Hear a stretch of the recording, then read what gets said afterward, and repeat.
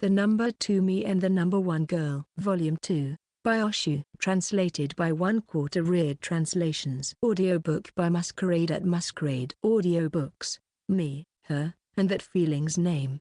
Chapter 1. Minamino, wanna go and eat some crepe? I received such a message from Minamino on my smartphone 2 days after that, on Monday after school, while I was getting ready to go home. In response, I quickly replied that I wanted to go. While looking at her smartphone at her desk, Minamino was exchanging cheerful greetings with other girls and boys heading to their club activities.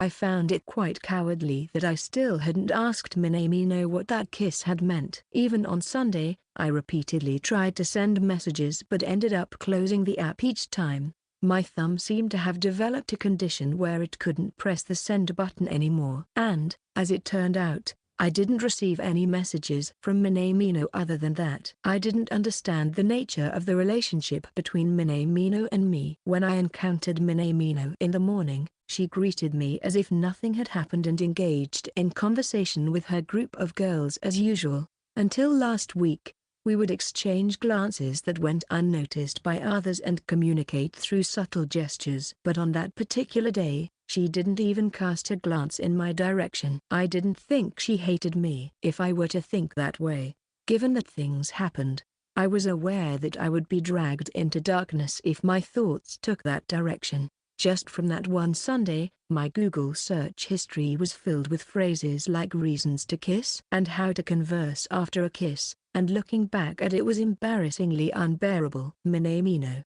once you change into casual clothes, let's meet at the convenience store in front of Nishihachi's ticket gate. A notification sounded. Sate, got it. I immediately replied. It was ironic that I hesitated to initiate but could respond quickly, clearly highlighting my cowardice. Section. I had changed at home and arrived at the convenience store near Minamino's house, which was apparently the only store of its kind in the whole country, located just in front of the station. Since Minamino had mentioned that she was on her way, I thought she might already be there. As I looked around the store, I didn't see anyone who seemed like her, although it was after school, except for the time with Shiro. This was the first time Minamino and I were going out together for something other than street basketball. This is definitely a date, right? The events from Saturday when I met Kanezaki, Minamino's words after that, my internal monologue, all of it was etched into my memory. But my mind was currently dominated by thoughts of Minamino to the extent that it overwrote everything else. Maybe that was why I suddenly caught a whiff of Minamino's scent. I glanced around, but all I saw were a salaryman, 2 elementary school boys who had just dismounted their bicycles, and a high school girl with glasses and braided hair slightly looking with her head down. It was a bit embarrassing to think that I could sense her fragrance just because I was overthinking about her, but my brain seemed reluctant to forget that scent. Feeling something amiss, I looked around again. Minamino wasn't in sight, and the salaryman and elementary school boys from earlier had vanished. The only person standing there was the high school girl with glasses and braids, engrossed in her smartphone. Minamino? Why was I saying that? My mouth had uttered her name without my intention. In response, the girl's shoulders twitched, and she looked down. Cuckoo. You caught on, huh? A voice that couldn't hold back laughter, unmistakably Minamino's, reached my ears. Eh? I stared at the girl who was now looking right at me.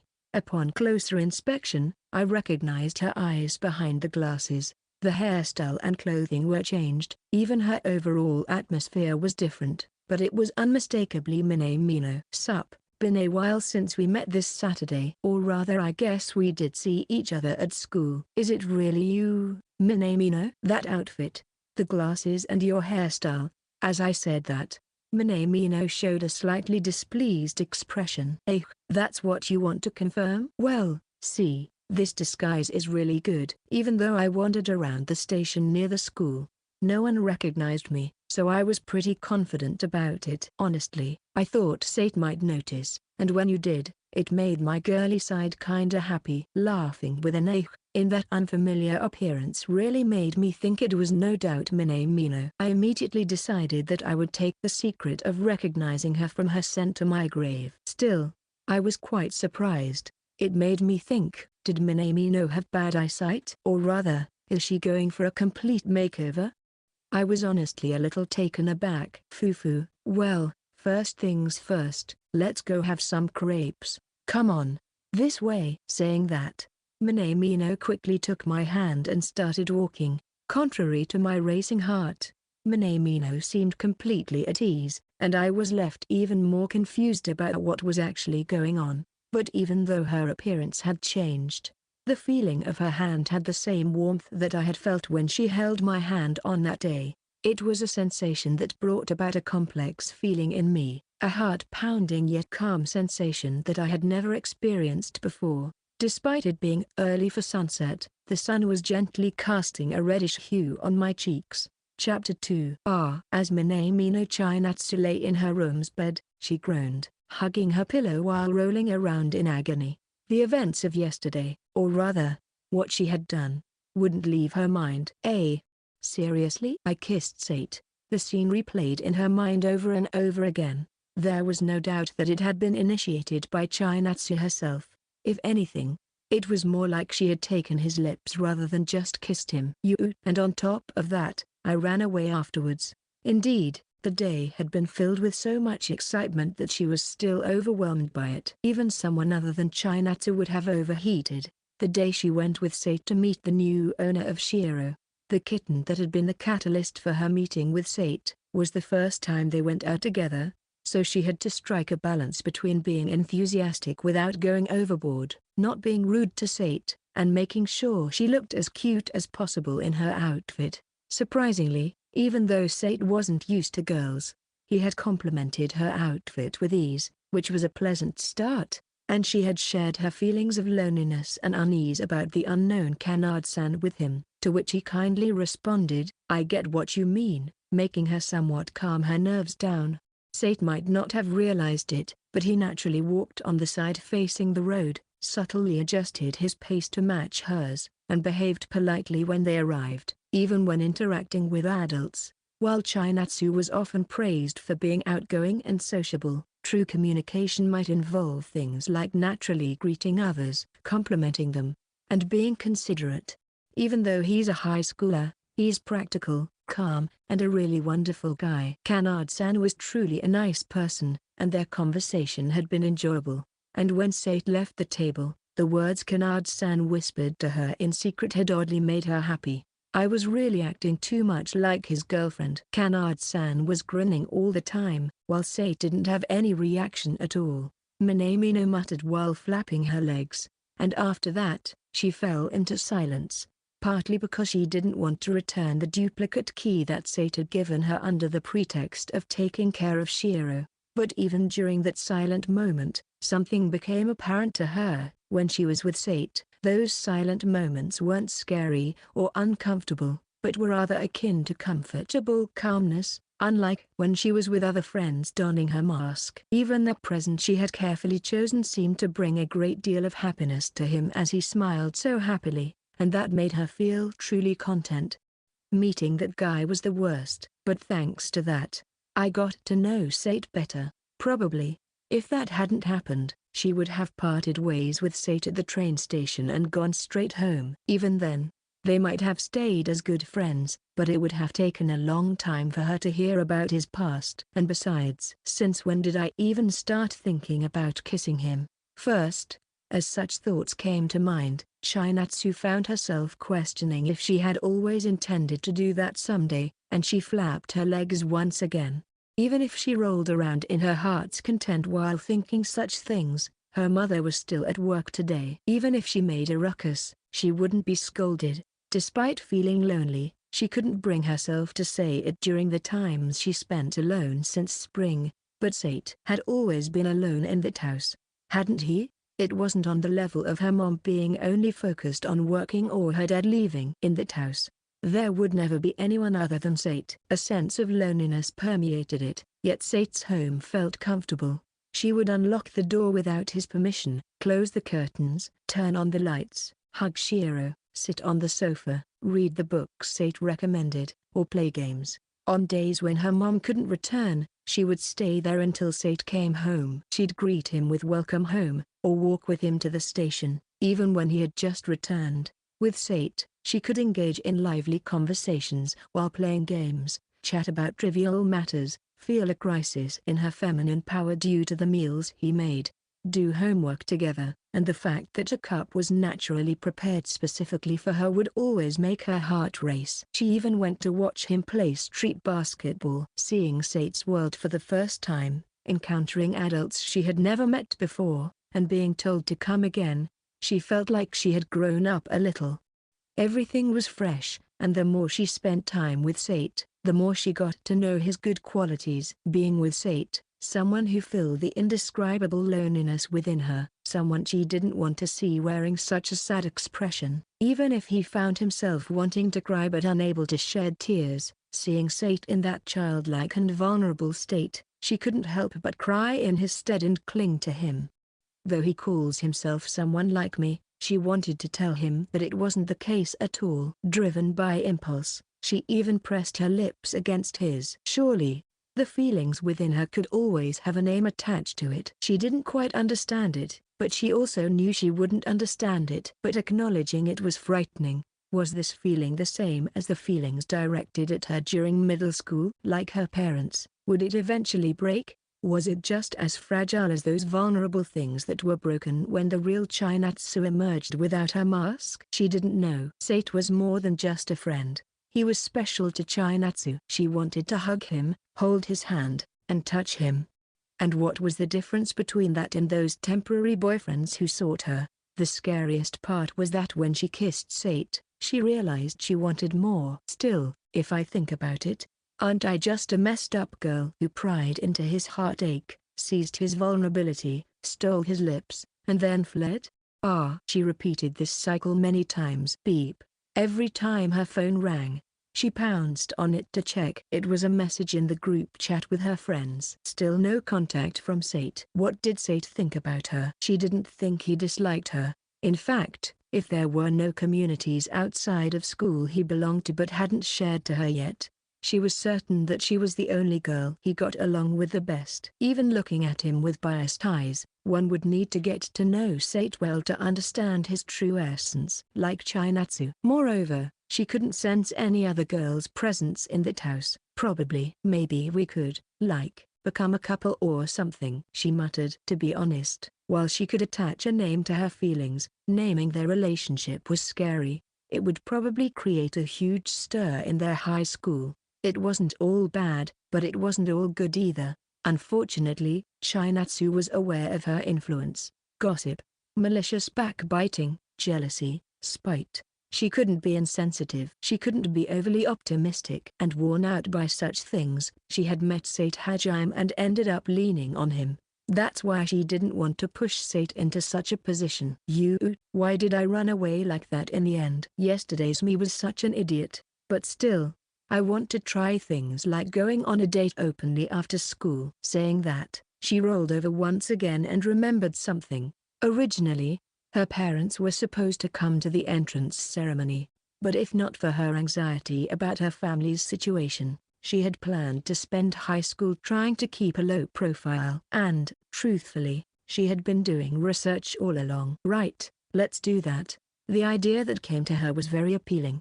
However, little did Chinatsu know that because of her embarrassment of the previous day, the courage to send that message to him would take one night later, until the after-school hours when there was no longer any time left. Chapter 3. And so, this is the result of my dedication during middle school for my low-profile high school debut plan, Minamino said, puffing out her chest with a tada expression. Watching her, I couldn't help but be impressed. While it might sound simple to achieve a plain makeover, I thought that it might have required a considerable amount of research into how one appeared to others and what aspects could be changed to make a difference. But seriously, how did you figure it out, Sate? Like I mentioned earlier, I was pretty confident after conducting various experiments. I disguised myself and went to the station near the school, wandered around near friends regardless of gender, Stuff like that. And I even showed a picture to a different group of friends, saying it was a picture of my female cousin's child. She was speaking with such a joyful expression, as if delighted while saying, "My friends really couldn't notice anything at all. It must be because she thought I was genuinely observant enough to see through her disguises, rather than me being conceited." I felt a pang of guilt and realized how challenging it was to carry this to the grave. "Sate?" As I made a somewhat indescribable face, Minamino bent down to peer at my face. "NT, huh?" "NGHH. It's your scent." I was waiting, and I thought I smelled Minamino's fragrance. And when I thought that, I blurted it out in the end. She's definitely grossed out. Watching Minamino freeze in silence, I inwardly face-palmed. Physically, I couldn't touch my head since my hand was being held, but I scratched my cheek with my free hand. "Kyukaku, ahahaha." Minamino began laughing uncontrollably, as if she couldn't hold it in.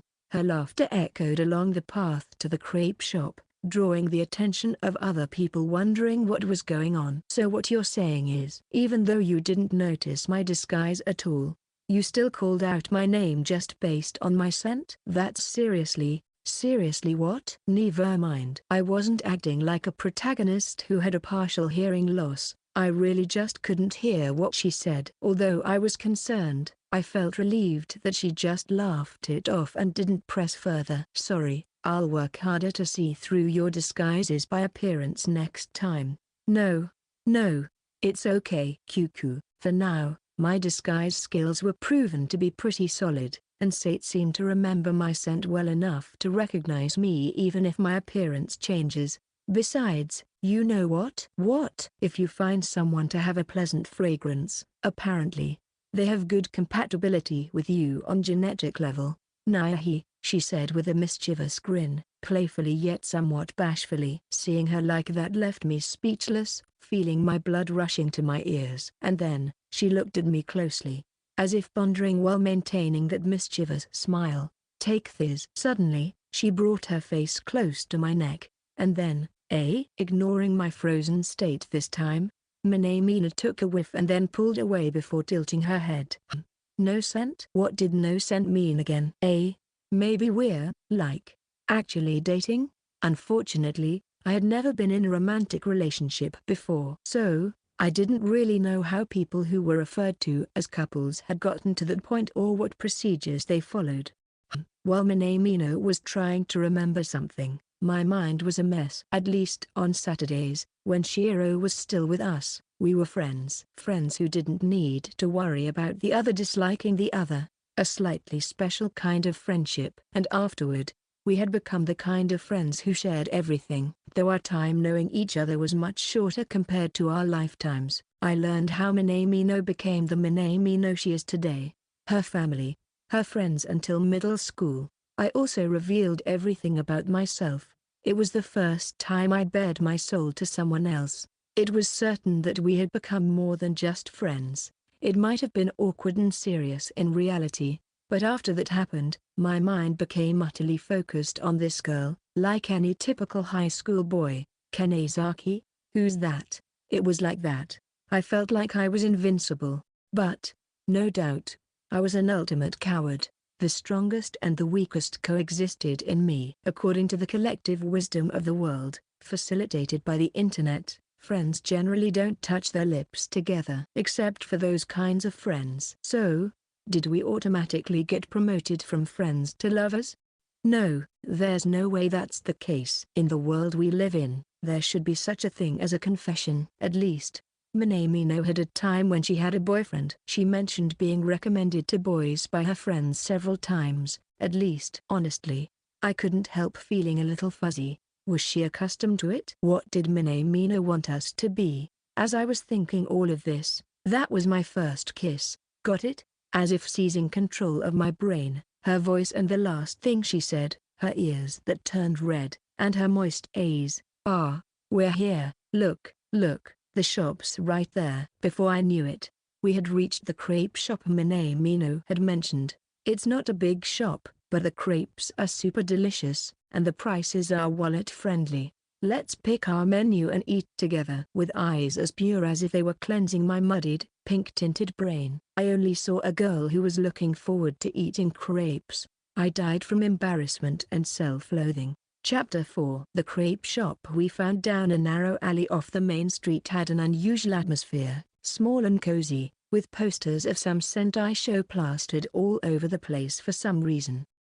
During moments like these, I can never decide between sweet and savory. Two couples were ahead of us, and Minamino and I were standing in line behind them, looking at the menu. The appetizing aroma of baking dough was making me hungry. By the way, Sate, are you okay with things like whipped cream? While staring at the menu with pictures posted outside the shop, Minamino asked me. I'm not bad with it, but if it's as packed as it looks in the photo, I might feel a bit overwhelmed. As for me, I didn't particularly dislike sweets, but just looking at the picture, with so much whipped cream stuffed into the crepe, if the real thing looked exactly like that, it seemed like eating one whole would give me heartburn. Then, Sate, order the savory one, and I'll go for the strawberry cream one. Let's share and eat. Sure, sounds good. So naturally, I agreed to Minamino's suggestion. But then I suddenly wondered, how do you even share a crepe? As I pondered that, the couple in front of us, probably college students, each received their respective crepes and took a bite, then fed each other from their own portions. Isn't that an indirect kiss? Somehow, it felt much more graphic than sharing a bottle or a cup. While emitting an aura of being a couple in love, they walked away, enjoying their crepes together. Although Minamino couldn't have missed seeing that, she seemed unfazed. Honestly, I had admired relationships like that. And, to be honest, my heart was already taken by Minamino to the extent that I thought it would be amazing if she was the one who would become my girlfriend. But at least, now wasn't the time to see her like that. Definitely not. I repeated that twice because it was important. Aren't I being too overly conscious? Or rather, it's impossible not to be conscious. The components of being a coward and a virgin that composed me were working in tandem, occupying my mind. So, after that, when we ordered, I went for a safer option, which was ham and cheese, while Minamino chose strawberry cream, and paid. I couldn't help but startle at Minamino's words. My place is about a 3-minute walk from here, so while eating and walking is fine, how about we sit down first? Section. Minamino's condo was indeed just a 3-minute walk away. There was no doubt about it, considering I had checked my watch once when she told me to come and once more when we arrived. As soon as we entered the entrance and turned to the right down the corridor, we reached the room. A 6-tatami mat room. It had a bed, a neat desk, and a shelf lined with cute items that were very Minamino-like. Feeling a bit restless, I sat at the small table in front of me, which had the crepes, waiting for Minamino to brew some coffee. Her scent was everywhere in the room, which was natural, but it felt much more vivid. If you find someone to have a pleasant fragrance, apparently, they have good compatibility with you on genetic level. I remembered what she said earlier. However, no matter how I think, she undoubtedly had a good smell for me. Just then, I heard footsteps. It seemed like Minamino was done making coffee. Sorry for the wait. Ahahaha. Sate, why are you sitting in Seiza? As she entered the room, holding cups in both hands, Minamino burst into laughter the moment she saw me. Indeed, for some reason, I was sitting in Seiza, with my posture unnaturally straight. I can't help it, alright? I mean, coming to a girl's house, especially her room, is something I haven't done since elementary school. So, you're not gonna say it's your first time entering one? I mean, it's my first time entering a girl's room since middle school. My bad. I'm not used to this. No, it increases your favorability rating, you know? Kyufafu. You're not trying to hide your laughter at all. Anyways, thanks for the coffee. You preferred black, right, Sate? No matter how I try, I can't drink it without milk. We knew each other well enough to know each other's coffee preferences. Despite my racing heart, I was able to hold a normal conversation with her without getting into an awkward moment. Thanks to that time. Let's dig in. Let's eat. We said that and clasped our hands together before starting to eat the crepes. Eh? It's so delicious, I blurted out unconsciously. Honestly, I used to think that crepes were just a matter of price and quantity and it wouldn't taste significantly different regardless of where you ate them. But this, right, makes you wonder if there's something special in the dough or whatnot. No clue why, but it's seriously delicious. Here, try my strawberry crepe too, Minamino said, offering the crepe toward my mouth. Ah, this is. Surprisingly, the cream isn't too heavy even though it's so rich. Exactly. Makes you want to eat more, right? Also, can I have some of yours too? Sure, go ahead. Man, the alternating between sweet and savory is great. I mean, you've always made me dinner at your house, so I wanted you to try mine too. Although my cooking skills are not that good, so it's not gonna be homemade or anything, you know? As she said that, we continued to share bites of each other's crepes. By the time the crepes were gone, I felt a sense of something being amiss.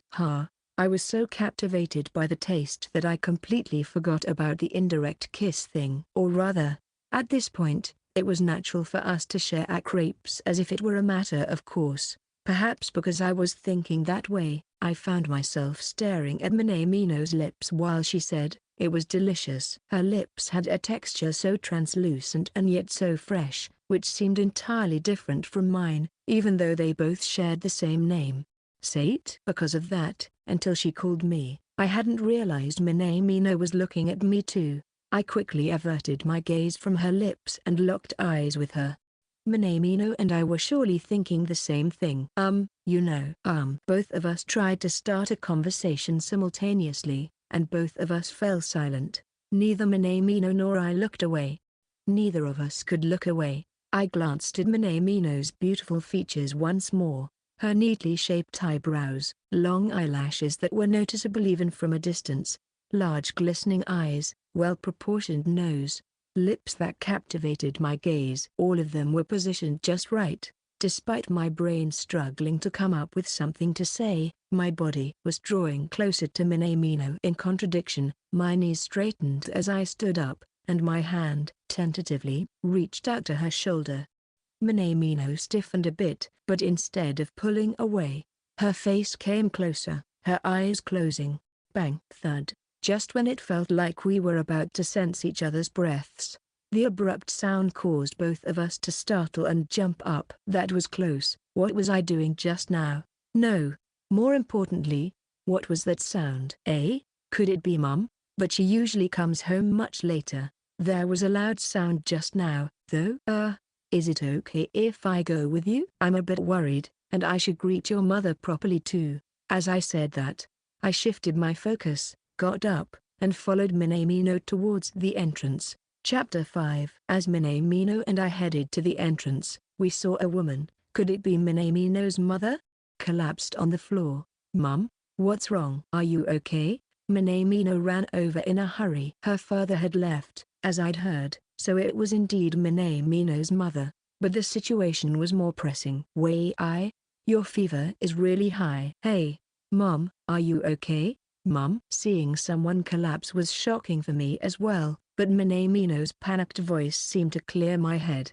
At Minamino's words, her mother lifted her head. Maybe due to the fever, her eyes weren't focusing properly. Chinatsu. Sorry, I'm feeling a bit unwell. I got off work and came home early, but somehow, my head's spinning. Saying that, she collapsed again, completely limp. Holding her, Minamino attempted to lift her, but her physique seemed similar to her mother's, and she couldn't support her completely weakened body. Mum? Wait, Mum? Sorry, Minamino, let me help her up. Does your mom have any chronic conditions or take any medication? Saying that, and fully aware of any potential rudeness, I slid my arm under her armpit and lifted her mother up, supporting her neck. Her fever was definitely intense. This wasn't good. I remembered a time when my father was still alive and his flu had worsened to a severe state. It brought back those memories. Thank you. I think she doesn't have any chronic conditions or medication. But she's been working too much lately, to the point that there are always nutrient drink bottles lying around. Nutrient drinks? I wonder if your mom is eating properly. No. More importantly, her fever is really high. Minamino. Is there a general hospital around here? Yeah. The closest one is Hajime Hospital along the highway. Got it. As I said this, I used a transport app to call a taxi to our location and used a map app to locate the hospital. It seemed to take about 7 minutes. Considering this, I thought it would be quicker to wait here for the taxi rather than calling an ambulance. I called the hospital, giving instructions to Minamino during the ringtone. In a situation like this, it was better to have her do something rather than just being flustered. Minamino, if you can you get your mom's health insurance card or anything like that? Maybe it's in a designated place, or it might be in her wallet. Look for it. Oh, okay. With that, I informed the hospital about the situation and our plan to take a taxi. Just as a taxi was conveniently passing nearby, I received a notification that it was arriving for pickup. I tried to lift Minamino's mother in a princess carry manner, but she was quite heavy. Despite thinking I was reasonably fit, carrying one person outside like this was a different matter. Minamino. I contacted the hospital and called a taxi. Sorry to be showy about it, but it seems like I can't carry her alone. Can you lend a hand so we can support her shoulders and go like this? I found the health insurance card. Sure, and thanks a lot, Sate. As Minamino said that, she immediately slipped her other arm over the opposite shoulder and together we supported her, standing side by side. Chinatsu, sorry. And you, too. Even though her consciousness seemed hazy, it seemed like it wasn't completely gone. Minamino's mother murmured weakly. I reassured her that everything would be okay, and Minamino and I opened the front door together. Getting into the taxi, the sweet atmosphere from just a few minutes ago had completely evaporated. Paying the taxi fare, I helped Minamino's mother get out of the taxi. Minamino ran ahead to the hospital's reception. Afterward, due to suspicion of an infectious disease, we were guided to a different entrance. Since Minamino's mother couldn't walk on her own, she was transported on a gurney. Minamino and I followed behind. After a hurried diagnosis, Minamino's mother was admitted to a private room that happened to be available. Although it didn't seem to be an infectious disease like influenza, the doctor informed us that it was a result of exhaustion, malnutrition, and a high fever caused by pneumonia from a worsened cold. Bringing her to the hospital immediately was the right decision. I stepped out of the hospital room so that the nurses could set the fourth up and assist with changing clothes and wiping her body. Then, I took a seat on the bench they had there while they took care of those tasks. Although I hadn't been consciously aware of it before, there was something that flashed through my mind.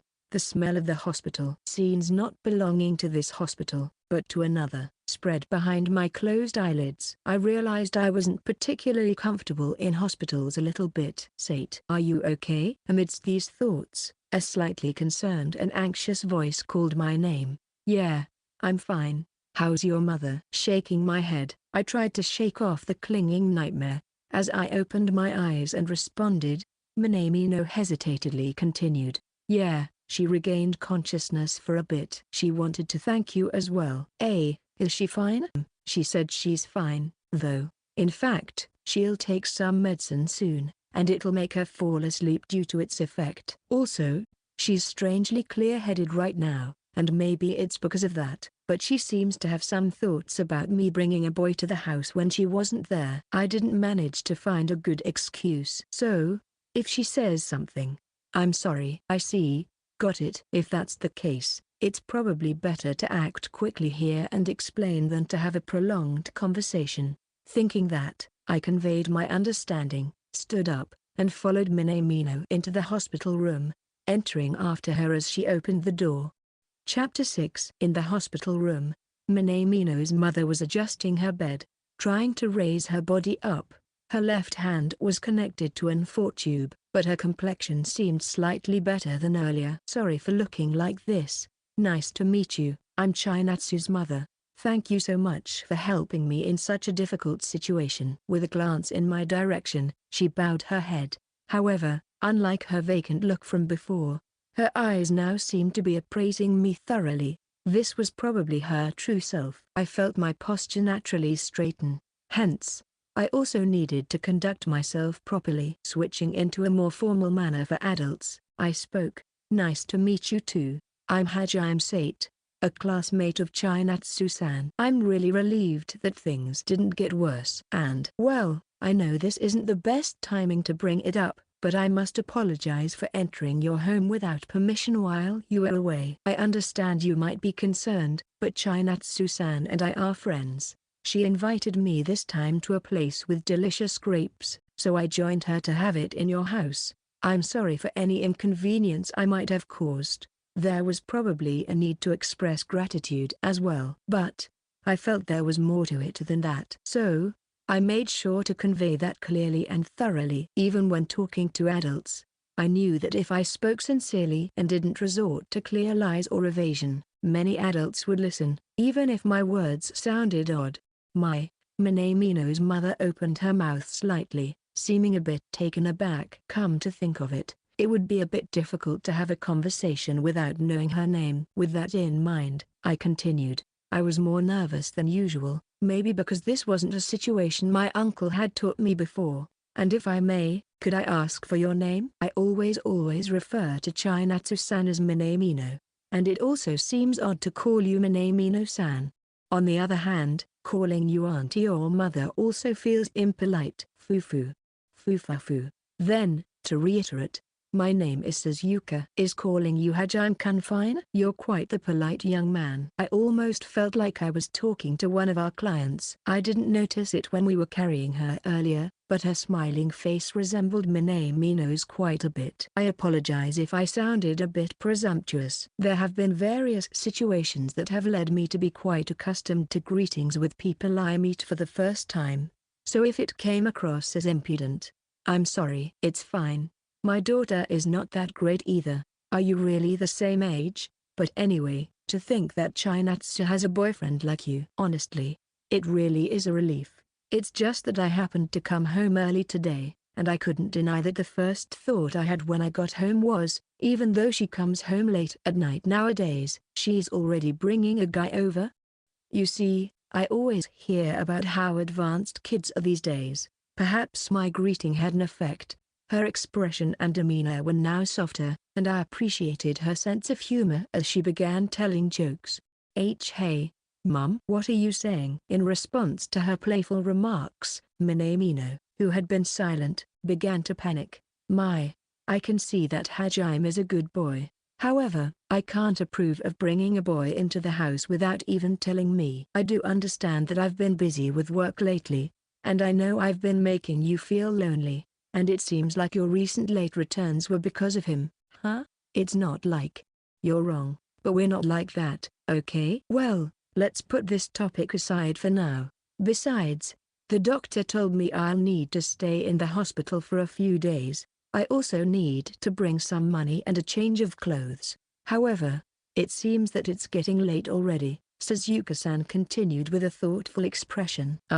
If that's the case, I can lend you some money for now. You can buy what you need from the hospital shop today and then bring the necessary things from home starting tomorrow. How about it? I think it's better to have everything you need. Plus, since it's getting late, I was planning to send Chinatsu-san back in a taxi. Huh? Minamino exclaimed, and Suzuka-san frowned slightly. I mean, even if you say you'll lend me money, you're still a high school student, right? Besides, about your parents, as for the details, Chinatsu-san knows everything, and I'll leave it to her to explain to you afterwards. But just to let you know, I don't have parents. They passed away in an accident. However, I'm earning decently through part-time jobs and investments. And even if you say you're making money, I'm a bit hesitant to go into specifics, but it's mainly from managing my parents' inheritance, monthly income from video clips, and part-time jobs. Suzuka-san was still doubtful and hesitated. I leaned in a bit closer and mentioned a slightly more specific figure. I felt hesitant to say it loud enough for Minamino to hear, as it might come across as bragging. To begin with, if it wasn't for my uncle, I wouldn't have been able to do anything. That's surprising. I understand, maybe it's rude to treat you like a child or hold back from your offer. For now, let me lean on you a bit in this situation. Anyway, I'm sorry, but can I ask you to excuse the both of us for a moment?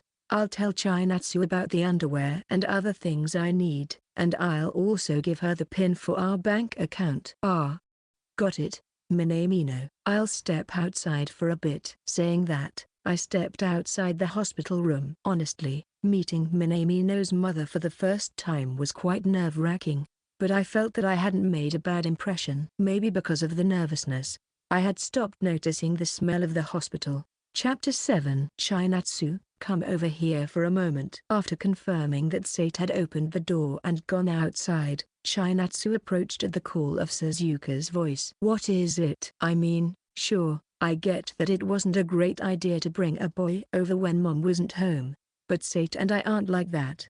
It's not that. Well, I mean, that's what I originally wanted to talk about, but it's not that anymore. Thinking it might be another lecture, Chinatsu got closer to Suzuka and realized, despite being weak enough to have collapsed and needing to be hospitalized, and despite having had little conversation with her since her father left and focusing solely on work, she had the sparkle of a young girl in her eyes, and she felt like she had seen those eyes recently. To be more specific, at the condo in Mitaka. I won't keep you waiting long and I'll only say this once.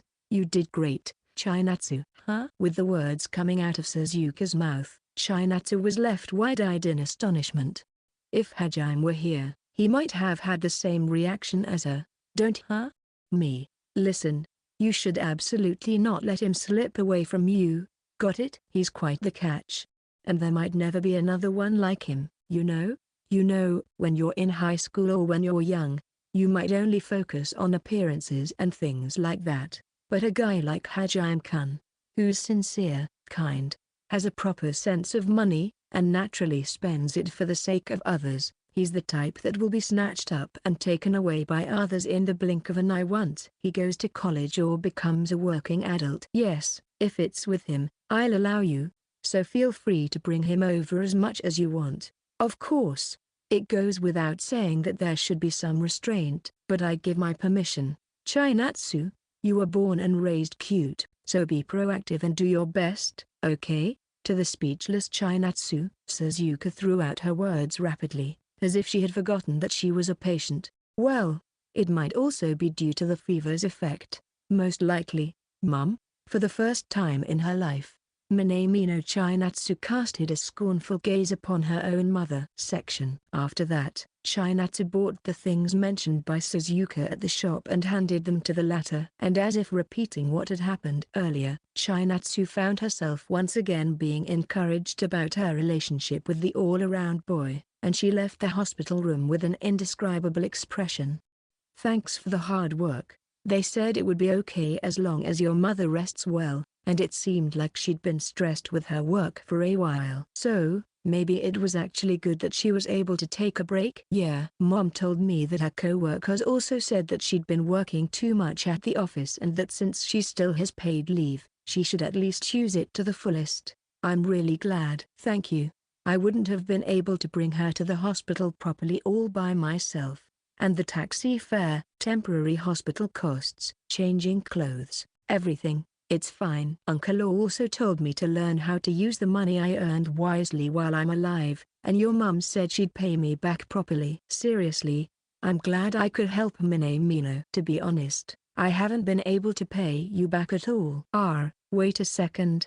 I'll catch a taxi. Since it's already late, I might as well share a ride to Minamino's place and head home from there. As they talked, they headed outside the hospital, and Sate spoke as he walked ahead to the rotary. Sate is kind. Yes, Sate had always been kind. When she was told that it was her scent that tipped him off about her disguise, she laughed before feeling embarrassed, and she realized that he knew her well enough to recognize her by her scent. But when she thought about it, it was kind of ticklish, and seeing Sate blush was cute. Moreover, he not only paid for the crepes as a matter of course, saying it's in lieu of the cost of the place, but the way he smiled gently as he said that also made Chinatsu see him as clever. Most importantly, She felt herself getting flustered, not because of his gestures or actions, but by her own feelings. If Mom hadn't come back while we were in my room, that time would have been, feel free to bring him over as much as you want. You were born and raised cute, so be proactive and do your best. A voice that was unworthy of a mother, or rather, she didn't think her mother would say something like that,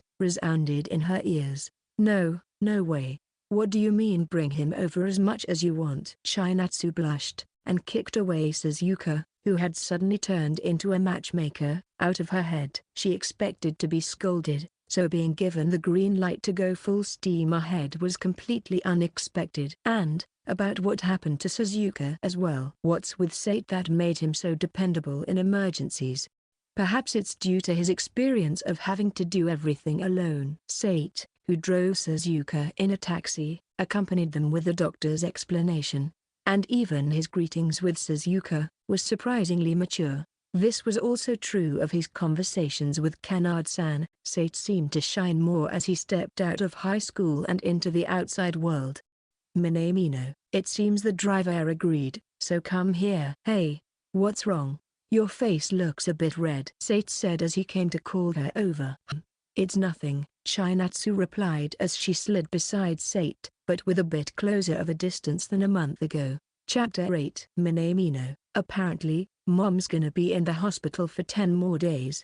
Minamino, with her being overworked and all, she took the opportunity to get a checkup. Turns out, the results were all bad. Sate, seriously? So, you mean, you're going to be all alone this time, Minamino? Are you okay? Minamino. Yeah, well, Mom used to come home late anyway. It's just that I'm sick of eating convenience store and ready-made food over and over. Sate, I feel you. It's much better to buy something and cook it when you're alone, right? Sate, if you'd like. Want to come over for a meal? Minamino, are you sure? Sate, as long as you're fine with it. Should I let Suzuka-san know too? Minamino, I think she'll say it's fine. Sate, huh? Minamino, no. You see, I'll let Mom know from my end instead. Besides, to be honest, I've been wanting to continue playing the game. This exchange took place last Tuesday. This week, I had video editing work, so I only had part-time shifts on Tuesday and Saturday, but I would be at home on other days. So, when I invited Minamino to dinner, she was quite eager, and I planned to cook with extra effort today. However, that's not the case now. Before the dinner with Minamino, for some reason, I found myself alone at the hospital where Suzuka-san was admitted once again. In the morning, Minamino contacted me, not with a message as usual but with a voice call, and the voice on the other end wasn't Minamino, it was Suzuka-san. I've heard about it from Chinatsu. Not that I plan to stop the both of you, but I just wanted to talk to you again. I had also thought about paying you back the money, and I know that making you come back here might be rude, but as you can see, my hospitalization has dragged on longer than expected, so I hope it isn't much of a trouble for you to come here today. In return, Chinatsu will put her heart into making dinner today. Even if it'll be a bit of a failure, I know she'd put lots of love in it. As a mother, I would be delighted if you could overlook it with a generous heart. What are you saying? Mom? Sate? Sorry, Mom just made it all up on her own. I'm glad she seems to be a lot better now. And, here I am now, standing in front of Suzuka-san's hospital room, trying to knock on the door but hesitated and in the end, stopped. There wasn't any particular reason for it. There was just already someone inside. Moreover, despite the door being closed, I can hear their voices leaking a bit. This is a hospital, and even though it's quiet, it's not common for conversation inside a closed room to be audible from the outside. In other words, their conversation seemed to be heating up. I initially thought it would be rude, but I couldn't help but pause because of the things I inadvertently overheard. After a while, a man came out of the room. He had neatly groomed hair, a sincere-looking face, and an impeccably ironed suit. So, she takes after her mother, not her father, I thought as I lightly nodded when he passed by. From their conversation I had overheard, there was no doubt that he was Minamino's father. Actually, I was quite a daddy's girl back then. He would always tell me to do whatever I like back in middle school, Minamino's words resurfaced, and the words I had been overhearing all this while continued to unsettle my heart. I guess I'll go in now. I watched as he turned the corner in the hallway and disappeared from view. Then I knocked on the door section. Welcome. Even though I made you come all the way here, I still made you wait outside. I'm sorry, Hajime-kun, Suzuka-san said, looking normal, though this was only the second time I'd met her. On the surface, however, given the things I'd heard earlier, my question was more about her well-being. No, it's really fine. But, are you okay? Suzuka-san seemed to understand the intention behind my question, which could have been or could have been not related to her health. Whether she chose to interpret it as a health matter or a genuine worry, it was fine either way. You heard us, huh? Or rather, we were talking so loudly to the extent that it could be heard outside. I'm sorry, no one else was passing by, so I hope it didn't leak to anyone else. I felt that I was being rude as well. No, really. Thank you, and I'm sorry for getting even my daughter's friend involved. I guess I really am a bad parent, just as that person said. Saying that, Suzuka-san lowered her head. Yes, she had been subjected to quite harsh words. While I couldn't claim to understand the intricacies of marriage and divorce, at least from what I heard, the words were not the kind you'd throw at someone who had been hospitalized due to health issues. So, I couldn't help but speak up. I don't think that's the case. I'm sorry for saying that without knowing anything.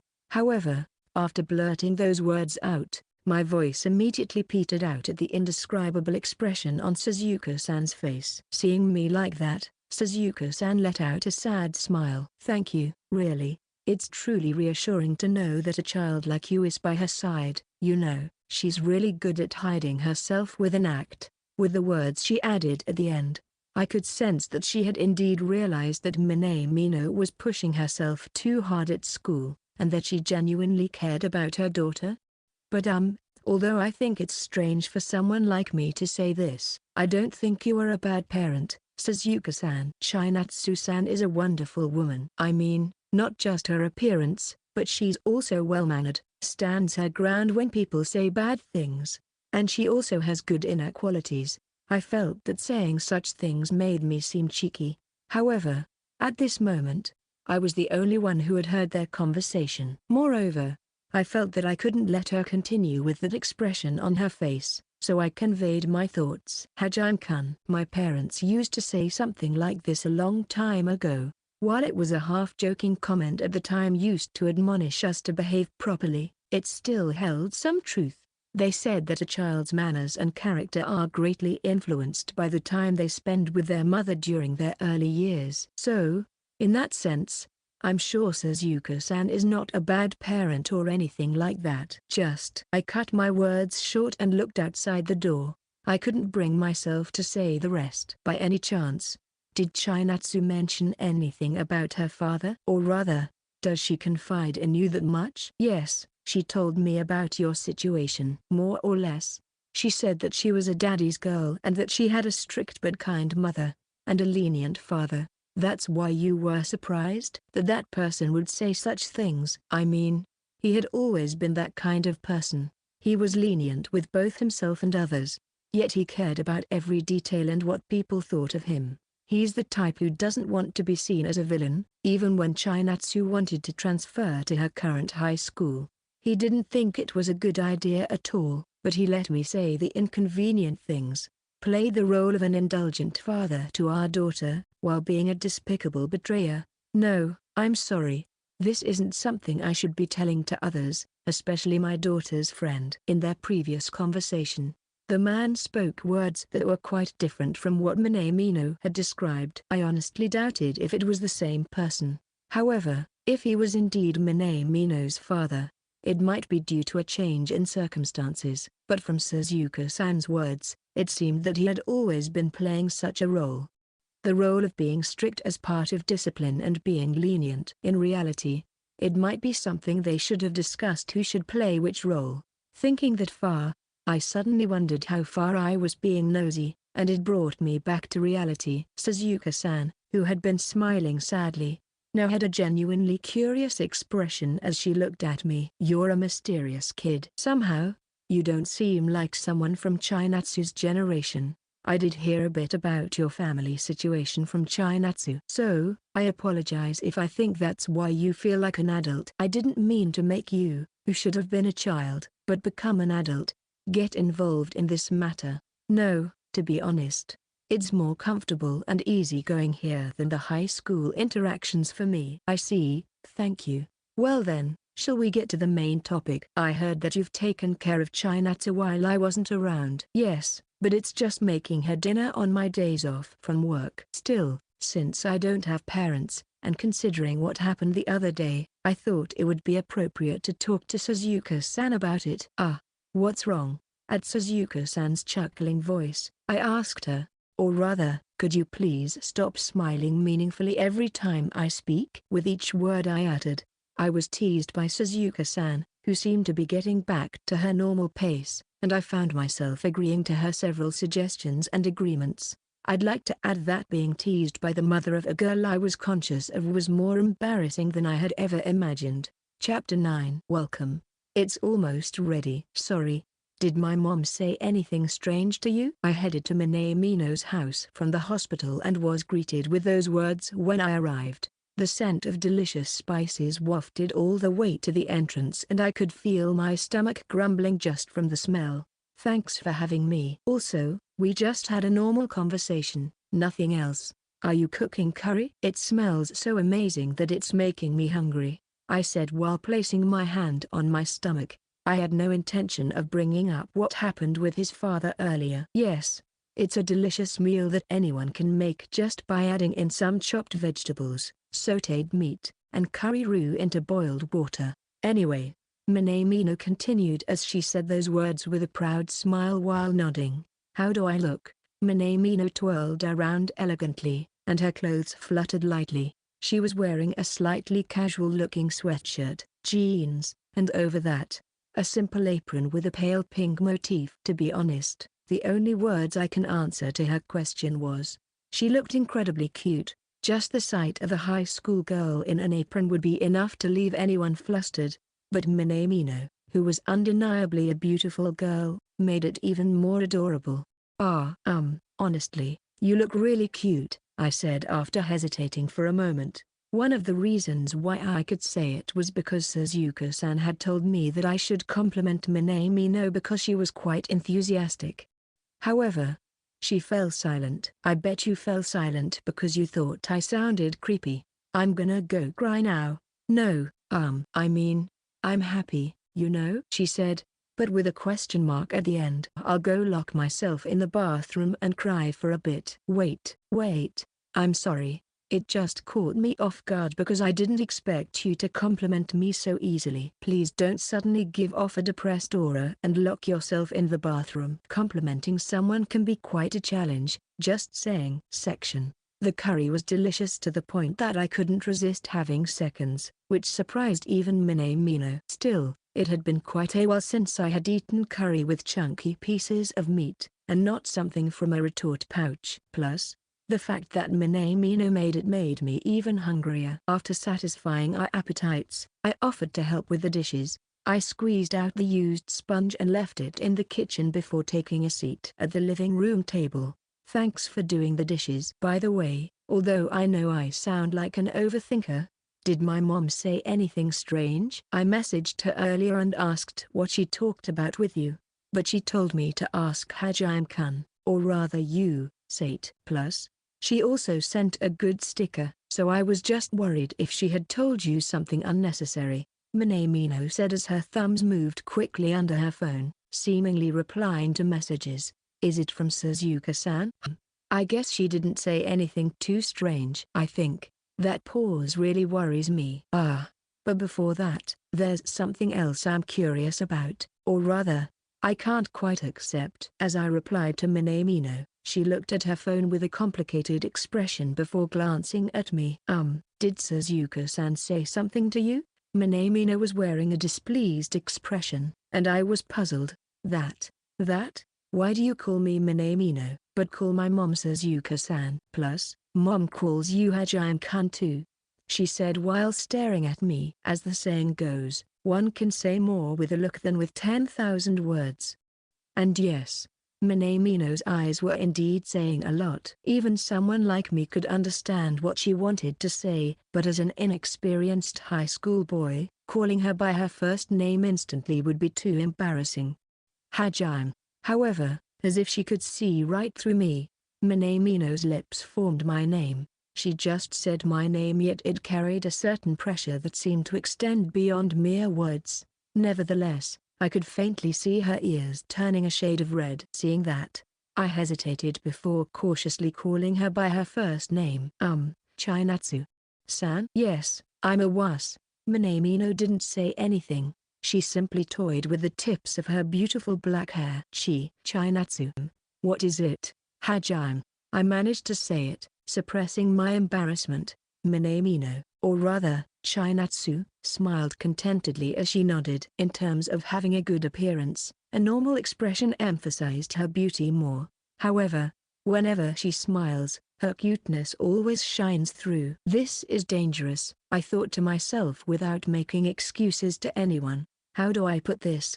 You, calling each other's first name like this, and being in this room right now, made me suddenly realize that everything was real. We knew that Suzuka-san wouldn't be coming back, and that there were no family members to reprimand us. Once I became aware of that, it made me feel incredibly nervous. I'm a bit scared that things might turn out as Suzuka-san said. Yep, that's what I exactly wanted to know. Mom hasn't really told me anything, you know. Rather, part of it might be because she's been so busy with work that we haven't had much time to talk with each other. Now that she's slowly getting livelier and better, I didn't expect that she was the kind of person who could say things like that. I mean, it's also probably because I haven't paid much attention to my mum. Then I guess it's fine if I tell you.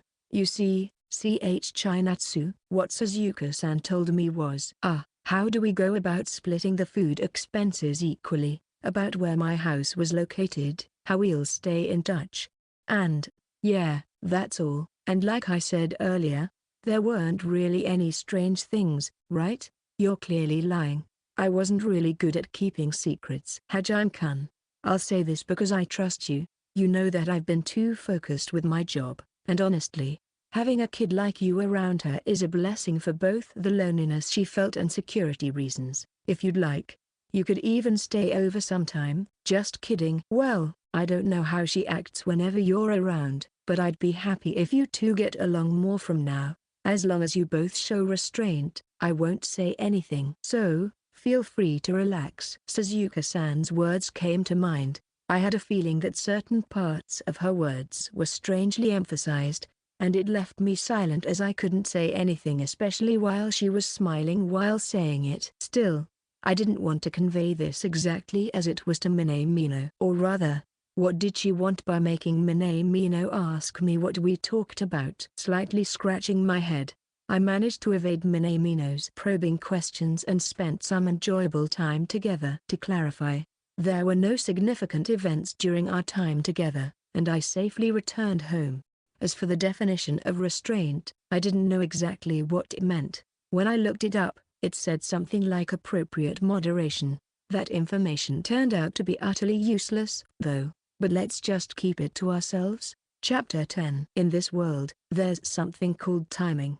Those people who have succeeded in life always say that effort and talent are necessary, but above all, what's needed is luck to attract the timing, and the ability to seize that timing. Section. Say, Chinatsu, I've noticed that you've been heading straight home lately, you know? Don't tell me. Did you get a boyfriend or something? During Friday's lunch break, with the weekend in everyone's minds, I overheard such a conversation from the front of the classroom, so I couldn't help but eavesdrop. Casually scanning my surroundings, I noticed several male students pretending not to listen, but in reality, they were fully aware of the conversation. As usual, the center of attention was the girl named Minamino Chinatsu. Well, you see, my mum collapsed from overworking recently and had to be hospitalized, so I have to take care of things at home. That sounds very bad. Are you okay? Yeah, I know someone who I can rely on, so I'm fine. It's just that, unavoidably, We won't be able to hang out for a while, and I'm sorry about that. Still, I know that it was just until recently that I had to take care of a cat, and I do really feel bad about it. I promise I'll make it up to you guys next time." Apologizing sincerely to her friends, Chinatsu seemed to have a knack for handling things gracefully, which I, knowing the actual situation, couldn't help but notice. Indeed, over these past few days, Chinatsu had been with me most of the time, or rather, every day. I wondered if her social life was fine.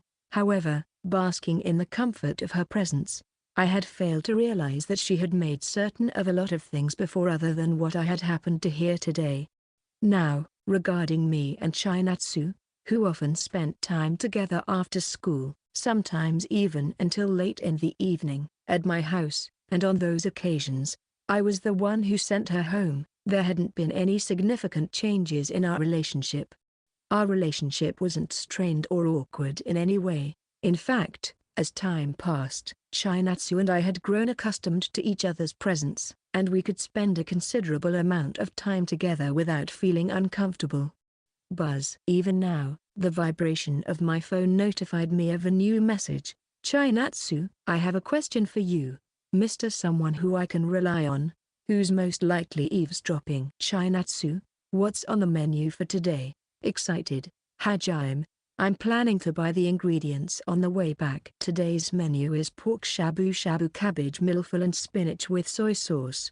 "Hajime, it looks like it's on sale today, and I want to use the ponzu sauce that's in the fridge." Chinatsu, "Just hearing you describe it makes it sound delicious already, but somehow isn't your cooking becoming even more delicious and substantial day by day?"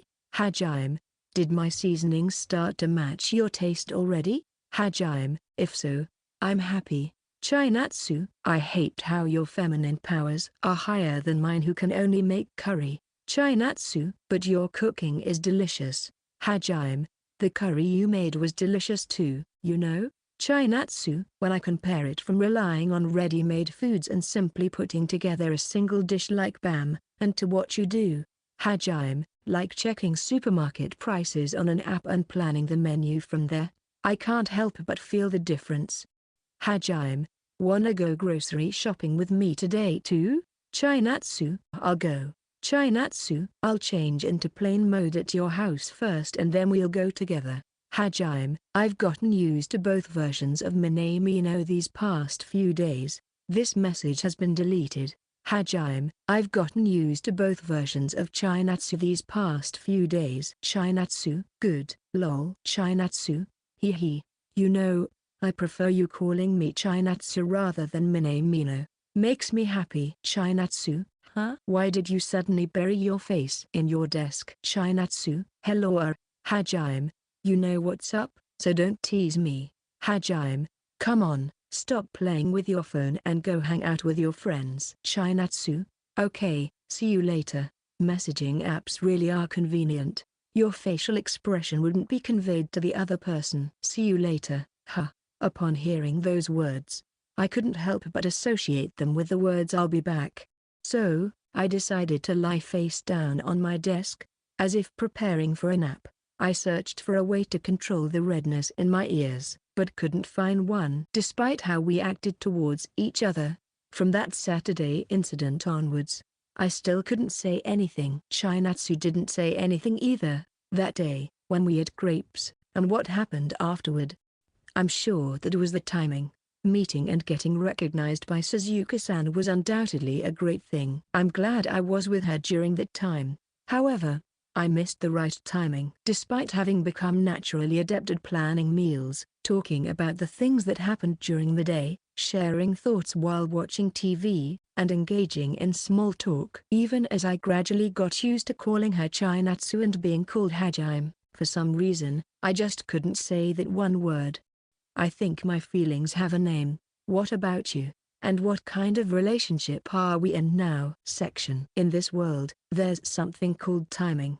Those people who have succeeded in life always say that effort and talent are necessary, but above all, what's needed is luck to attract the timing, and the ability to seize that timing. And let me add one more sentence. Those who missed the chance to seize that timing are commonly known as cowards. Chapter 11, Concentration. Immersion. As I delved into the ocean of thought, I allowed my body to act on instinct, free from doubts and distractions. Perhaps it was the result of years of practice, but there were moments when I became strangely attuned to this state of being. I enjoyed this feeling. Dribble, dribble. The sensation of the ball in my hand became second nature. Even without seeing it, I could feel its presence. I could oversee the entire court like I had a bird's eye view. Dribble. With a well-timed drive, I bypassed one opponent. Swoosh. Swiftly, another defender came to cover, but it was futile. Whether he came or not, I was determined to make the shot. If two opponents did come, well, that was a different story. Pass. I passed the ball in the direction where I knew he would be. Yep, it was a no-look pass. At that moment, the opponents had a look of surprise and I was sure that Shinji, whose face wasn't visible to me, had a satisfied grin. Thwack. Ping. From the hands of Shinji, who received it freely. The ball was immediately shot. Swish. A pleasing sound rang out. I enjoyed making the shots myself, but I also relished the sound of my teammates capitalizing on the vulnerabilities of the opponents. That fleeting sense of omnipotence, that thrill. As long as I could experience this feeling, it didn't matter where I was. Until recently, that was all that mattered. But now. Section. On Saturday, after finishing my part-time job, I brought Chinatsu along for a game of basketball. Earlier in the day, Chinatsu had gone to visit Suzuka-san in the hospital to bring over some clothes for her. After that, we spent the afternoon together at my house. However, our time together mainly consisted of watching anime that was available for streaming. I'll just say that we enjoyed the story of a spy, an assassin, and a family of superhumans, leaving it at that. In the evening, I had a part-time job, and Chinatsu, who insisted on coming along again, sat at the counter watching me work while drinking juice and munching on yakitori. Our izakaya had an open kitchen and a yakitori grill in front of the counter, so you could say that the people working in the kitchen were quite visible from the counter. Given it was Saturday, most people sitting at the counter were regulars, and not many new customers came in. Alone, it's fine having only one person at the counter, since it'll boost Hajime's motivation more, said my manager and senpai. Apparently, my senpai, who was Misaki-san's younger sibling, had heard rumors about me and Chinatsu from the latter, while grinning. Thus, I experienced working in the kitchen while being watched by Chinatsu behind the acrylic barrier and getting orders from the regulars who were also grinning at me. So, I guess you got that towel from Minamino? As I wiped away my sweat with the towel after a game, Shinji, who had played alongside me, asked with a smirk. His gaze was directed at Chinatsu, who had come with me today. She seemed to be engrossed in a conversation with Kana-san. Since when did you become psychic, huh? You always used plain towels, but suddenly you started using a more stylish one. It's obvious that you received it as a gift from someone. And as far as I know, the only person who would give you something like that would be Minamino, who came with you again today. Sigh. You're pretty sharp, I replied with a sigh. He may seem rough around the edges, but he's surprisingly observant. His thinking is logical, and his mind works quickly at times. Heaven indeed bestows more than one gift on some people. So, have you two done it yet? Hey, we're not in that kind of relationship. Sounds like a not yet to me. Seriously, this is why it's frustrating with virgins, but honestly, I think you guys make a good pair. You could use some restraint. And Minamino. I wasn't interested at first, but after paying some attention, seems like she's a bit kinky. Shinji. That's why you should settle things quickly. If needed, I can even give you a crash course. I don't need it. But thanks anyway. Yeah. Although he seemed to be making dirty jokes, I knew he was genuinely concerned. That's why I hang around with him. But I really didn't need a crash course. I mean, seriously. Am I so hopeless that I would need some kind of advice from a popular guy in my grade? What are you guys talking about? If it's about love, let this old man join in too. Senpai, I don't think that's the right way to join a conversation. Hey, Hajime-kun, it's been a while since last week. It's great you brought your girlfriend again today." While Shinji and I were talking, two tall adults who had come onto the court approached us. We hadn't played any games with them yet today, but they were the pair we played against the last time I brought Chinatsu here. They were each other's senpai and kuhai at their company, a bit older than us, but friendly and easygoing. "Good work today, Gen-san, and Makoto-san." I greeted them. The one called senpai was Gen-san, and the younger one who always tsukomied Gen-san was Makoto-san. I don't know their names in kanji. Gen-san had a family, loved his daughter dearly, and was often scolded by his wife. Makoto-san had been dumped by his girlfriend last month. They were kind people who cared about me without prying into my circumstances. Well, Gen-san often ends up being swayed by Shinji's teasing, though. Meanwhile, it seemed that Chinatsu was engaged in a lively conversation with Kana-san. So, with these two and Shinji, I decided to have a bit of a love consultation. I didn't need a crash course, but to get advice if I ever miss any timing. I thought Shinji, who is of the same age group, Gen-san who is married, and Makoto-san, who, despite having been dumped by his girlfriend, still had an experience of having a girlfriend and is friendly, were good people to ask. Sigh. I wonder when was the last time I felt excited from a kiss. How bittersweet. Makes me want to drink beer. Single life can be tough. I wanted to have such a youth, too. Though, it seems like senpai's daughter might experience this so-called youth sooner than me. Just confess and do it. I won't say who said which line for my peace of mind. After briefly sharing my story without deep details, I started regretting as all three seemed quite unhelpful. My daughter won't date or do it with anyone. Despite saying that, you know that she would soon say things like father stinks, right? She's 7 now, too. Ah, it's about that time. Don't remind me. I know the reality. But surprisingly she still gets along well with me. But someday, she will experience youth like this, and she definitely won't tell me about it.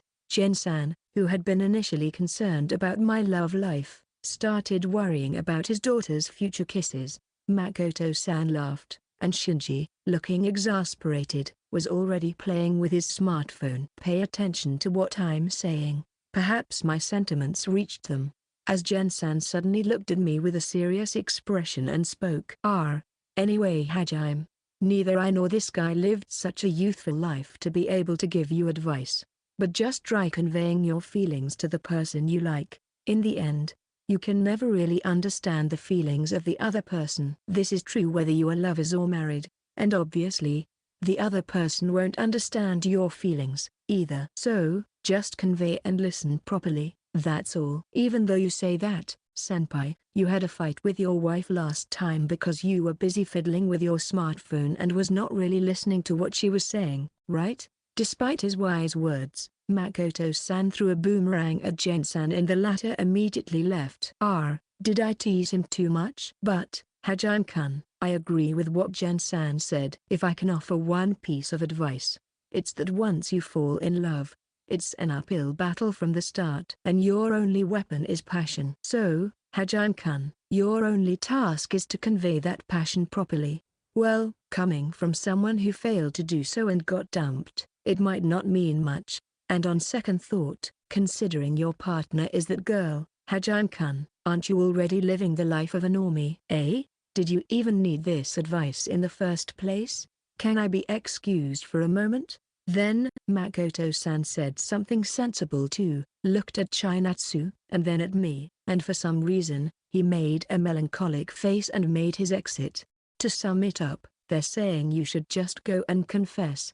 I don't believe that anything would go 100% especially since I don't like that number, but it should be fine. Shinji said nothing more. And I knew, at least in the past 6 months since we met, he had never proactively given such advice to anyone. He was always the one being confessed to and the one breaking up. Rinse and repeat. In other words, he was unreliable. But still, I guess they're right. Properly convey my feelings and listen carefully. It was late in the evening today, so I thought I would consider this advice more thoroughly on another occasion. Nevertheless, I knew that it was futile, and the advice had already taken root in my heart. Chapter 12. Chinatsu watched Hajime go to the court as he said he'd be back in a bit, and then she sat down on a bench. She also saw him casually bringing out the towel she had given him as a thank you last time, which warmed her heart. "Don't tell me, did you get a boyfriend or something?" were the words asked by a classmate to her the other time, which she had managed to shrug off by mentioning her mother's hospitalization. She didn't directly deny it either because she understood her own situation well. In recent days, Chinatsu found herself growing more accustomed to having Hajime close by. Each day, the space he occupied in her thoughts and heart was slowly becoming more significant. Even so, she didn't intend to continue this vague relationship as it was, but at the same time, she felt comfortable in this relationship which was more than friends but less than lovers.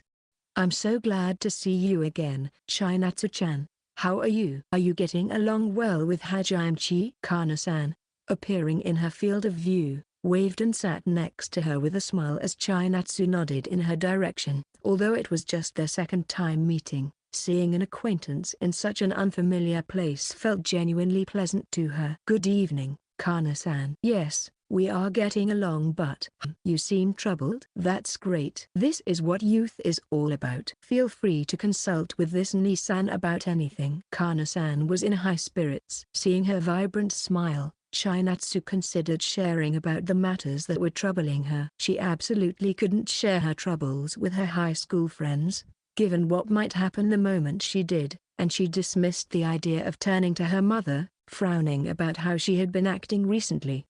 2 months prior, she would have never imagined harboring such worries. Even if she had concerns, consulting others about them would have been unthinkable to her back then. However, at this moment, Chinatsu desired someone's advice. Perhaps the lady before her could provide counsel based on her experiences. "Then, if you don't mind, can I ask for advice?"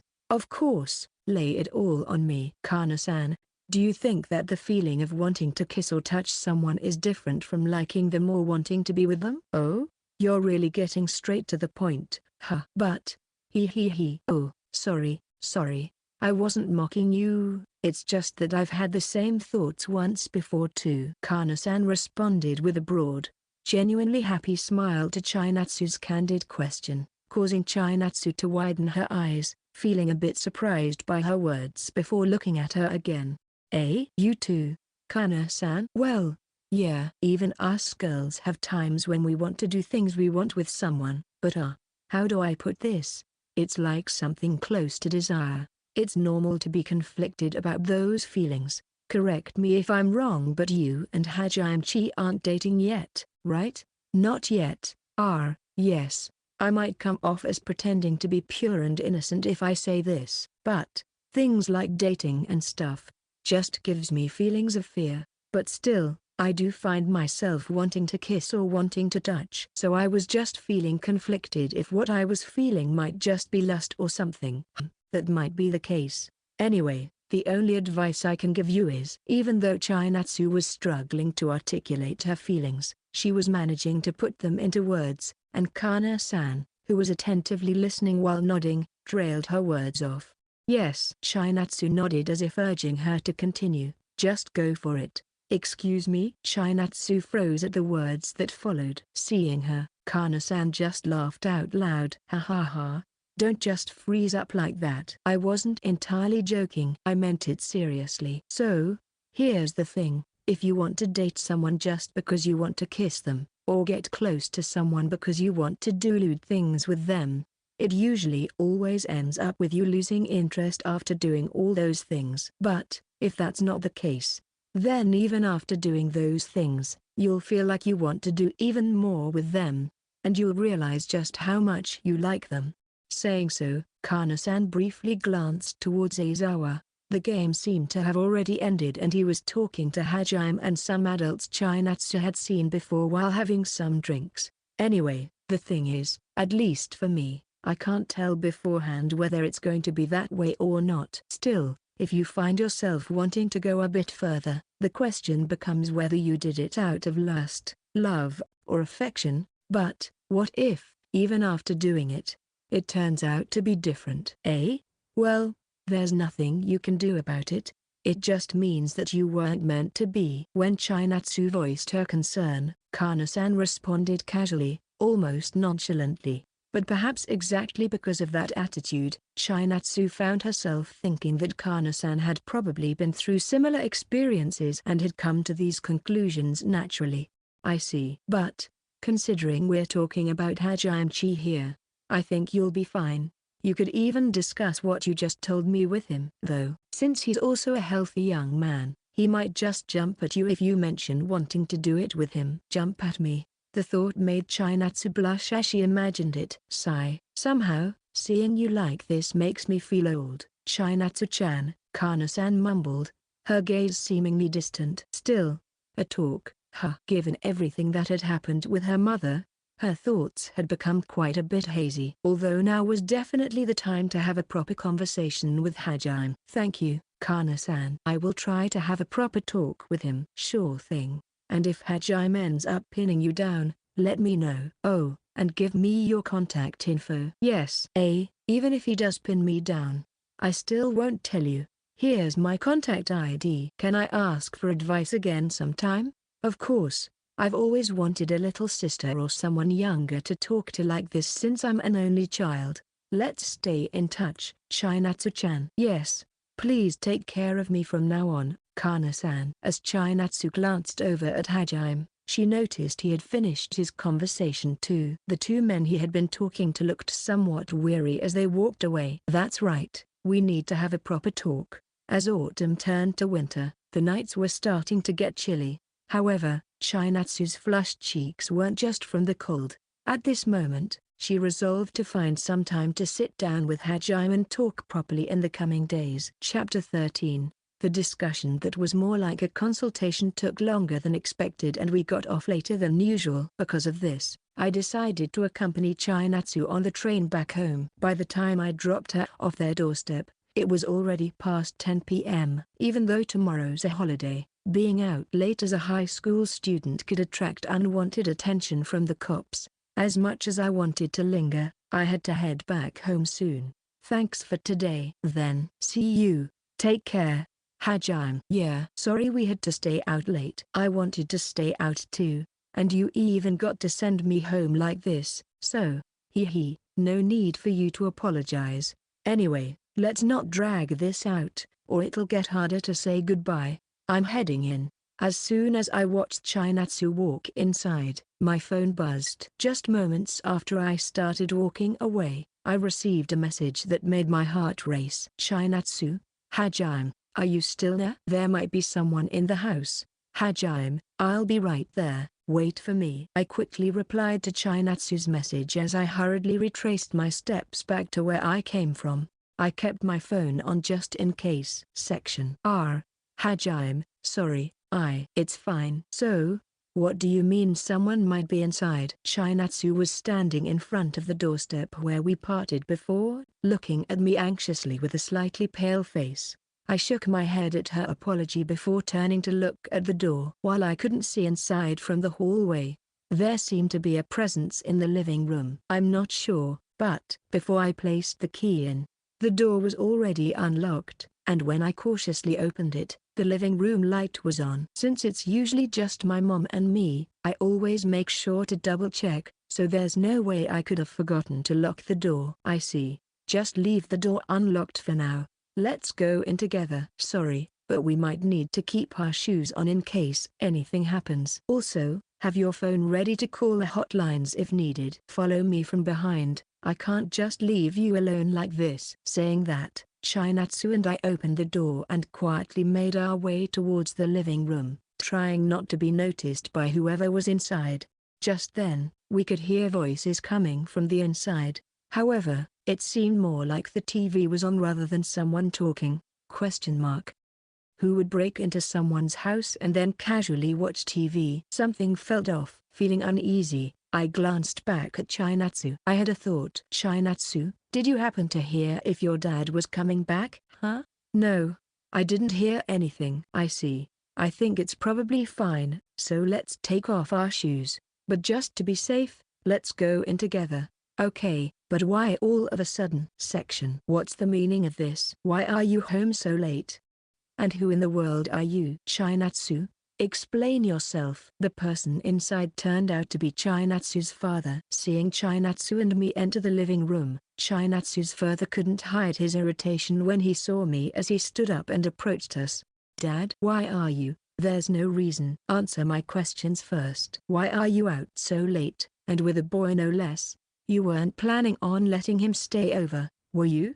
Hey, you, what's your name? What do you think you're doing, keeping my daughter out at this hour and coming into her house? Ignoring Chinatsu's attempts to speak, her father continued to speak words after another. He approached us with a stern look, and I could faintly smell alcohol on his breath. Upon closer inspection, I could see what looked like beer cans and snacks on the table. He wasn't visibly drunk, but he seemed to have had a few. Nice to meet you. I apologize for having brought her so late. But, your name? He cut me off midway through my sentence, demanding for my name. I see, so you're that kind of person, I thought to myself as I took a deep breath, trying to stay as calm as possible, and then answered. I'm Satou Hajime, Chinatsu-san's classmate from the same high school. Classmate, huh? He scoffed and snorted as if mocking me. Chinatsu, seeing his father's reaction, clearly looked bewildered. Why had he come home today? What had he felt, waiting for his daughter who still hasn't returned?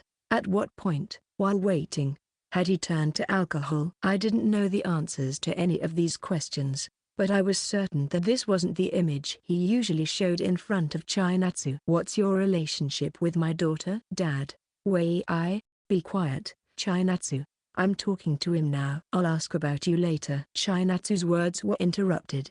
She looked at me, clearly anxious. At the very least, it's not the kind of relationship you're thinking of. I'm not so sure about that. To me, it looks like you're just some guy pushing his way into a house where the girl's parents aren't around. I understand your suspicions, but Chinatsu was worried because she found the door unlocked and the lights on when she was supposed to be alone. That's why she called me. I can show you our message history if you need proof, I said, holding up my phone to show him the messages before putting it back in my pocket. What's wrong with a further waiting for his daughter to come home? There's nothing wrong with that. In fact, I think it's perfectly fine. Normally, it would be appropriate for me to leave now, and I understand that. But, I took a moment, allowing a brief pause. I needed it both to steady my breath and to prepare for what I was about to say. But what? Chinatsu's father's gaze grew more intense. Chinatsu gently touched my hand, and I squeezed hers back reassuringly. I could feel her usually warm touch now somewhat cold. Chinatsu and I are friends, but from the things I'd heard from her, their family matters, and my conversation with Suzuka-san the other day had made me realize this was the moment I needed to step up. I had to ask this. I'm aware of the circumstances to an extent. With that in mind, I'll ask, knowing it might be rude. But what did you come here for? It seems neither your daughter nor your wife, who I know you're separated from, were informed beforehand. Sigh. He sighed at my question, sneered with a somewhat indifferent attitude before muttering, and you're telling me you're just classmates? Chapter 14. Dad, please don't speak to Hajime like that. He's my friend. Even Mum doesn't talk to him like that. Chinatsu tried to defend me, glancing between her father and me. However, her words only served to further irritate him. Her father let out an exasperated sigh, clearly not hiding his annoyance. He turned his gaze back to me before speaking. Chinatsu, I see, even Suzuka-san, right? From the way you talk, it sounds like you know a fair bit about our situation. Truly. It's astonishing how someone like you could insinuate yourself into a household without a father figure.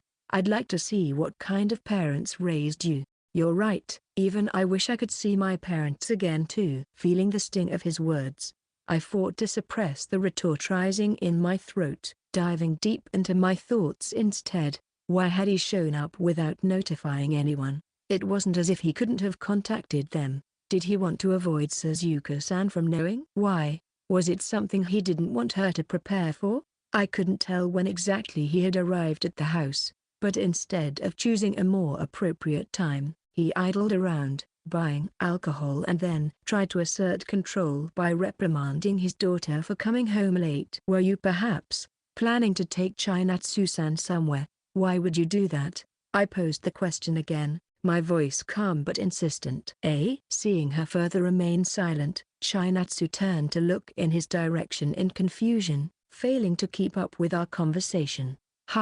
It's because Suzuka has been so consumed by work that she's neglected everything else. She even ended up ruining her health and leaving Chinatsu alone, which allowed a disrespectful guy like you to intrude into our home. Clearly, I can't trust my precious daughter to be left in this situation. As Chinatsu's father spoke, he didn't answer my question but instead began justifying himself. He constructed a narrative that suited his own perspective, speaking as if his version of events was the only truth. To me, he seemed more like a child throwing a tantrum.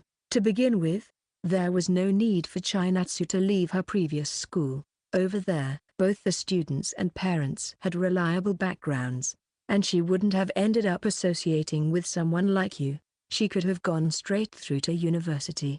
It's like she's thrown away all the things we've made in her so far. Dad? Why would you say that? Why? But you told me I could choose freely.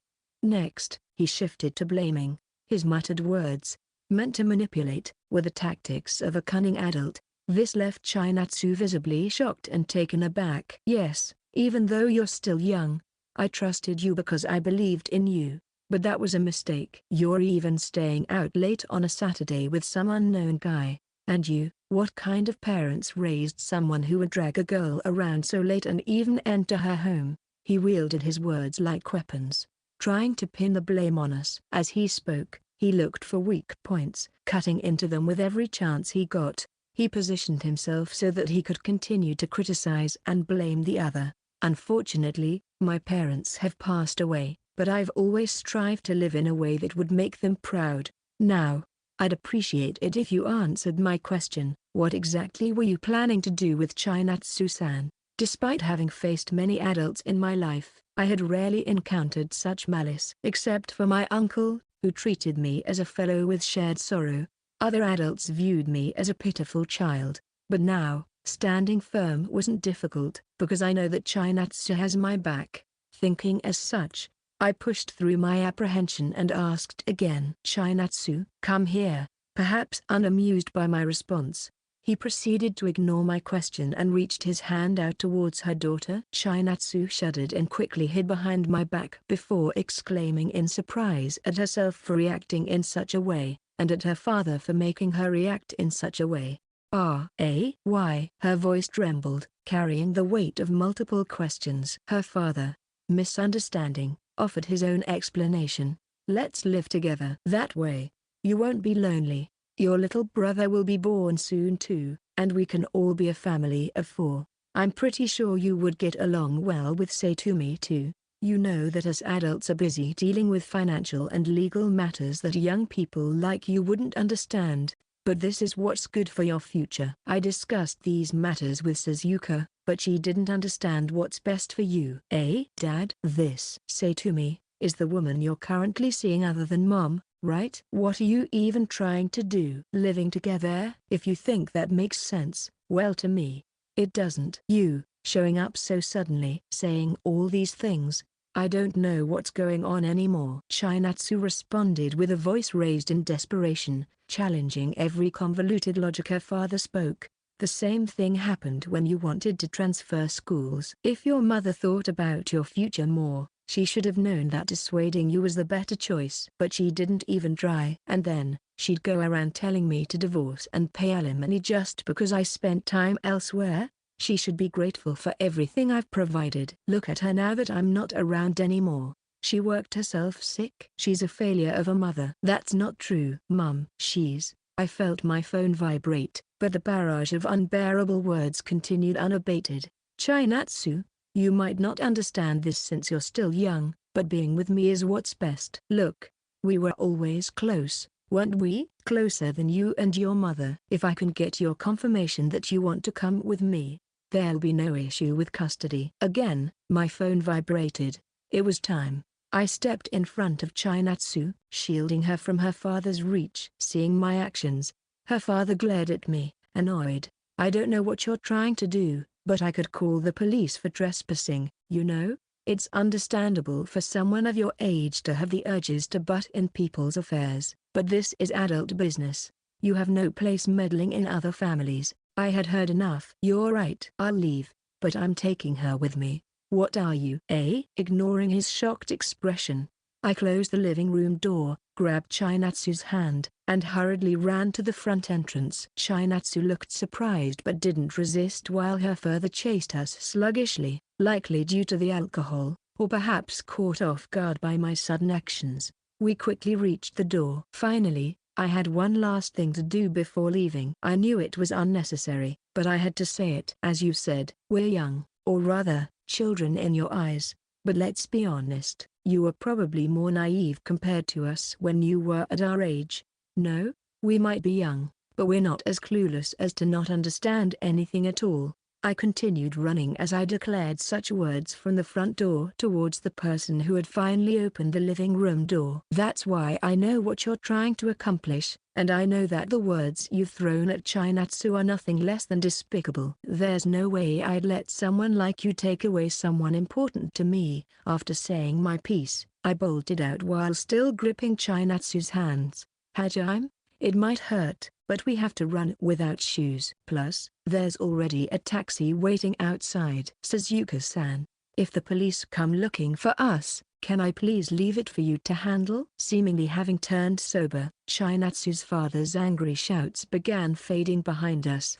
Holding on to Chinatsu's hands, I opened the front door and said a few words to someone who might have been listening through the phone, and started running. Please, drive, quickly, to the station first. The rear door of the taxi opened, and we jumped in. The driver glanced at us, then at the man chasing us from behind. He seemed to understand something and, without a word, started driving. The meter was already running as the cab had been waiting in service mode. I hadn't anticipated using the taxi this way, but I was glad I had called it in advance, even if it meant paying for the wait time. It was a relief that the driver, who saw two high schoolers in a hurry, didn't hesitate and simply started driving. Honestly, it was a close call, and my heart was pounding wildly. Hajime? What's going on?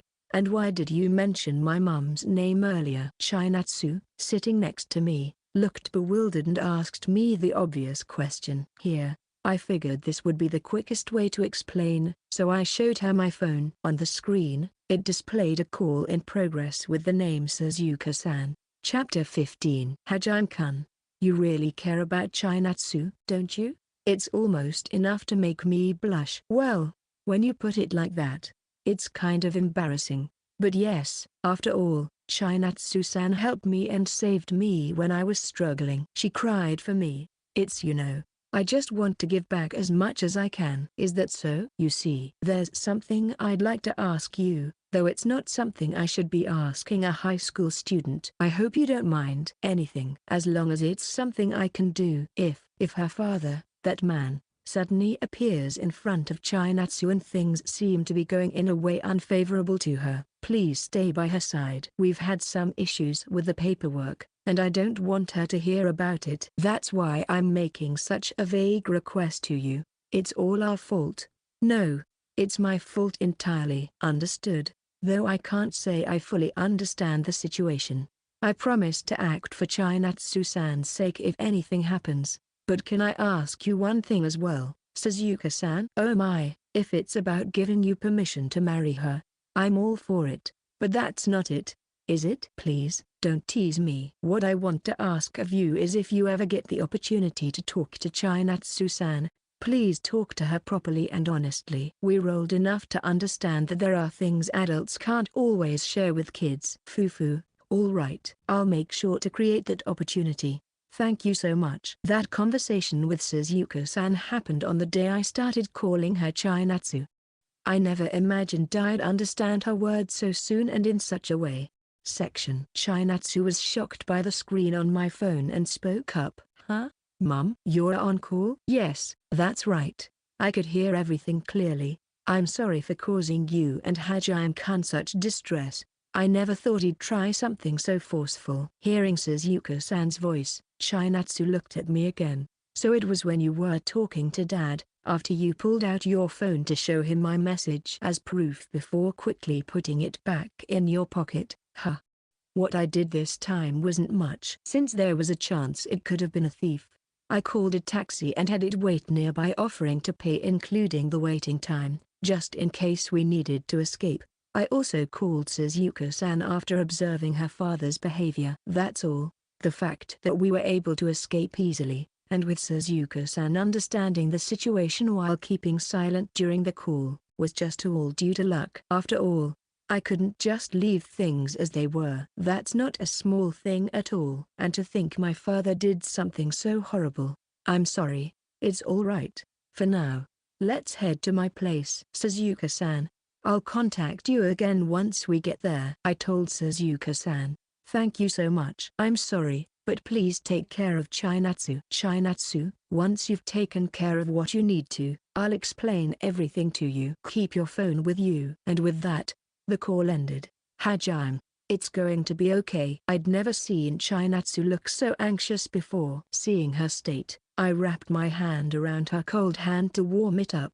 She was someone who laughed easily and cried just as freely, yet her words always had a way of lifting my spirits. But, as much as we resented being treated like children, the truth was, we were still high school students. While we resisted the notion of being kids, we were caught in that in-between space, old enough to understand the words and intentions of adults but still young enough to feel the weight of being seen as just children.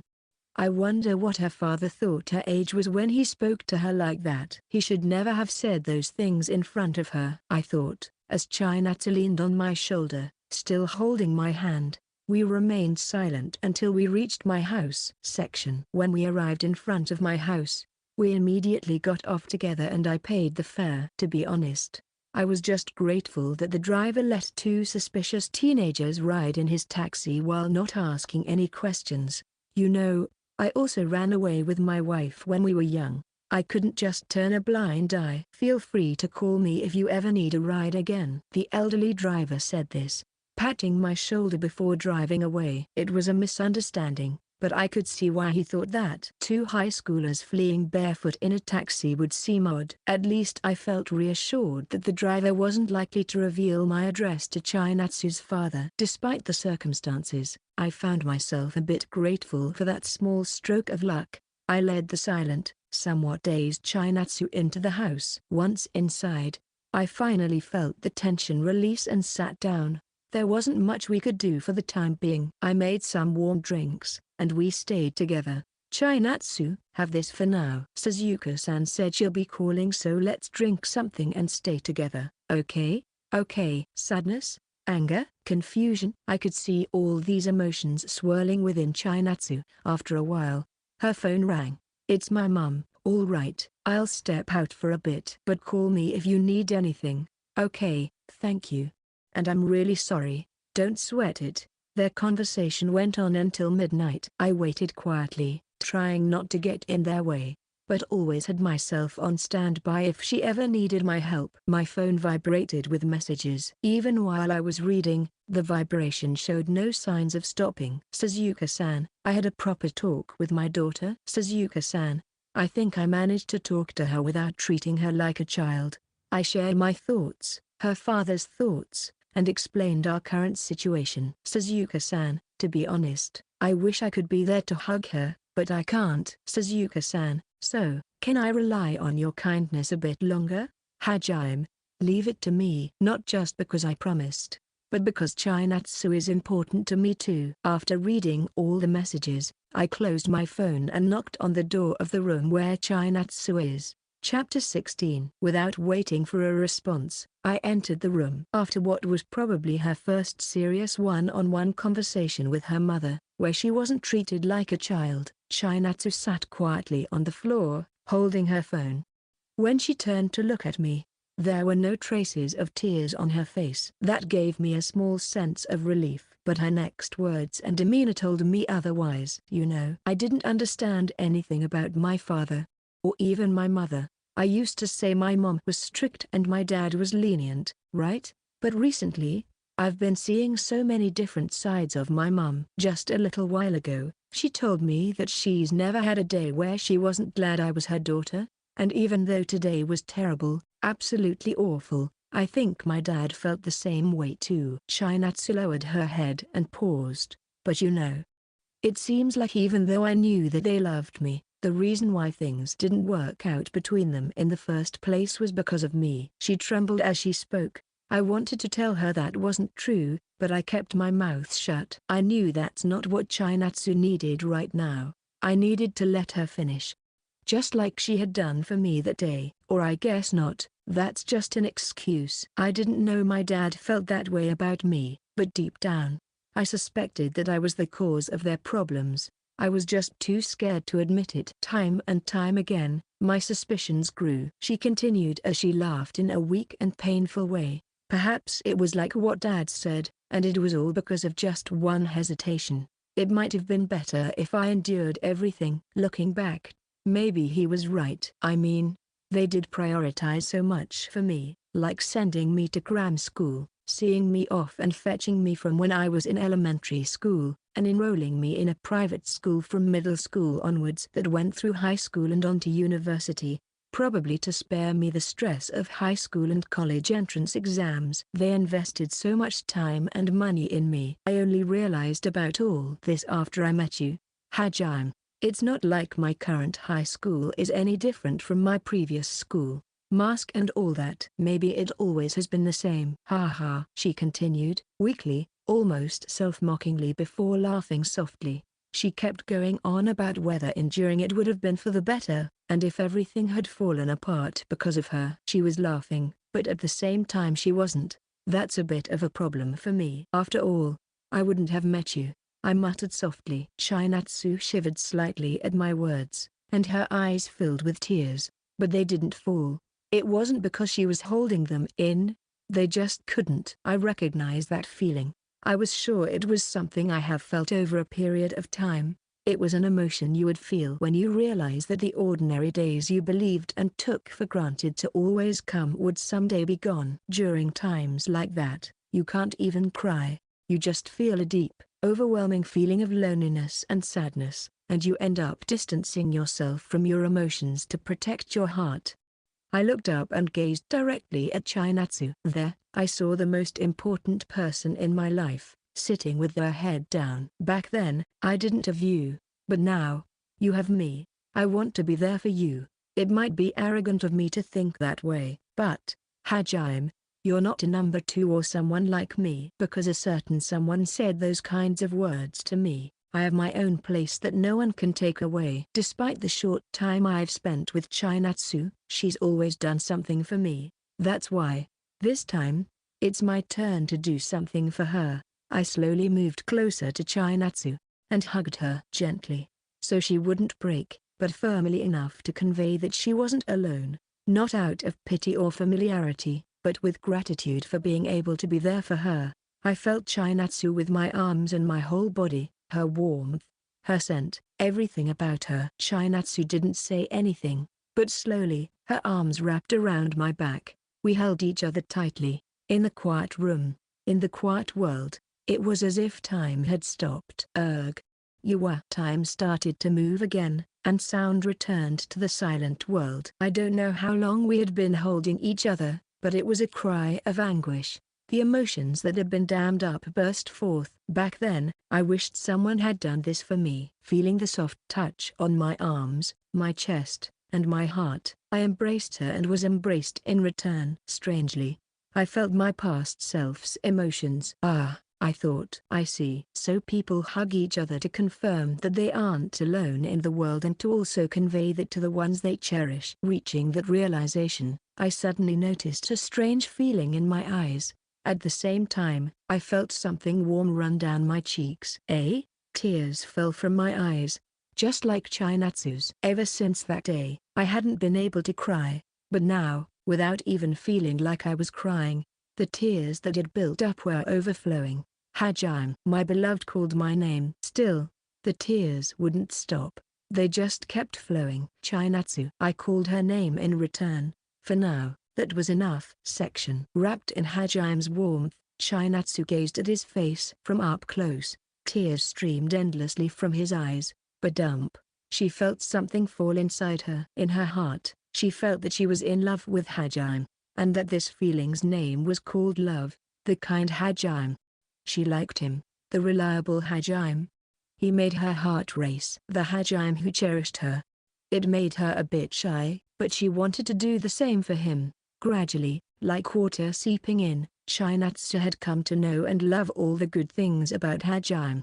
But now, seeing Hajime, the man in front of her, simply shedding tears, Chinatsu felt an overwhelming sense of affection. The words "I like you" weren't enough to express it. Her heart was just so full of emotion that it overflowed. It was a feeling she had never known, never felt before. She realized that people don't fall in love just with someone's good looks or kindness. She thought that she couldn't give up anymore. No matter what anyone says, no matter what she sees, Chinatsu would always long for the person in front of her. Fear, cowardice, hesitation. None of these could be reasons to give up on this feeling. Hajime. She called his name. His tears kept flowing. It was impossibly beautiful. Chinatsu. Her beloved called her name. For now, that was enough. Chapter 17. How long had we been holding each other? At some point, our tears had stopped. Feeling thirsty, Chinatsu and I pulled away from each other. Losing the warmth we had shared felt unbearably lonely. Even though we were so close, I couldn't help but laugh a little at the thought. Chinatsu seemed to have the same thought, as she smiled slightly. I felt like everything would be okay. Nothing had changed, but after crying so much and now being able to smile naturally, I was sure we would be fine. The drinks I had prepared were already cold, but we drank them anyway to quench our thirst. After all that crying, it made sense that our bodies craved hydration. For a while, the only sound was us drinking. It was already late at night, and both inside and outside were wrapped in silence. Breaking that silence, Chinatsu spoke up. "Hey." I nodded. Yeah, it felt like we understood each other with just that. It seemed like everything we needed to say had been conveyed when we hugged and called each other's names, but that might have been an illusion. So we needed to follow the advice of those before us and put things into words. We both knew what needed to be said. Either of us could have started the conversation. Chinatsu spoke first. Her words were, "Can I kiss you?" What? Her words were so unexpected that I felt like slapping myself from earlier. I hadn't even considered those words coming out of her mouth. When caught off guard, people really do make such ridiculous sounds, I thought, listening to my own voice as if it belonged to someone else. Chinatsu tilted her head and asked, "Do you not want to?" "It's not that I don't want to." I was at a loss for words. As Chinatsu gazed at me, the meaning of her words finally sunk in, and I blushed like an embarrassed girl. "Then let's do it. There's just something I need to confirm." Chinatsu was bold. No matter what anyone said, the beautiful girl in front of me was undeniably bold. NHN. Her perfectly shaped face leaned in at a slight angle, and with a sweet scent, her soft lips touched mine. Our second kiss was gentle, with no awkward clashing of teeth. Slowly, Chinatsu pulled away, nodding as if confirming something. She murmured, "As I thought, I like you, Hajime." She was straightforward, and her eyes were subtly asking me what my feelings were. Still, my answer was already decided. "I like you too, Chinatsu." "Ah, but maybe mine's a bit different, question mark. You see, I thought that my feelings name was like. I've thought a lot about it, felt a lot, and sometime tried to keep it from overflowing. I couldn't express myself as clearly as Chinatsu could, and it felt like the words I managed to strung out were excuses. But Chinatsu nodded at my words, as if they were the most important thing. That's why I decided to put all my feelings into words. "I love you," I confessed. "Ah." Chinatsu's already large eyes widened even further, and a breathless voice escaped her lips. "People might say it's just high school love or that I'm just caught up in my first romance, but I felt like just saying I liked her wasn't enough." And at that moment, I thought Chinatsu felt the same way. Honestly speaking, I didn't understand love or liking someone, or just romance in general. But how do I put this? I just thought that this felt right. Ha ha. I let out a laugh, feeling embarrassed. I scratched my head and looked down. Geez. I heard her voice, closer than her previous words. She lifted my chin, forcing me to look up, and kissed me again. This time, it was a bit rougher, longer, and slightly deeper. Kana-san said, breathless, face flushed. Chinatsu spoke as we pulled apart. Huh? She said that if you want to kiss someone and end up wanting more and more, what you feel is real. If it's not, you'll get tired and feel nothing after doing it. Ha ha. Then I guess it's real for me. Yeah. This time, I initiated the kiss. After being kissed 3 times, I finally managed to kiss her on my own the 4th time. My patheticness felt like a part of our relationship. I didn't know what was real or what was not. I forgot who said romance was filled with secret desires while love was filled with sincerity. But what I did know was that no matter how many times we kissed, the feelings in my heart wouldn't disappear. Chinatsu already had a place in my heart. And I had a place in hers. Hey, Chinatsu. Yes. Hajime? Will you be my girlfriend? Yes. I'd be happy to. Chinatsu quietly shed a few tears at my words and smiled as she answered.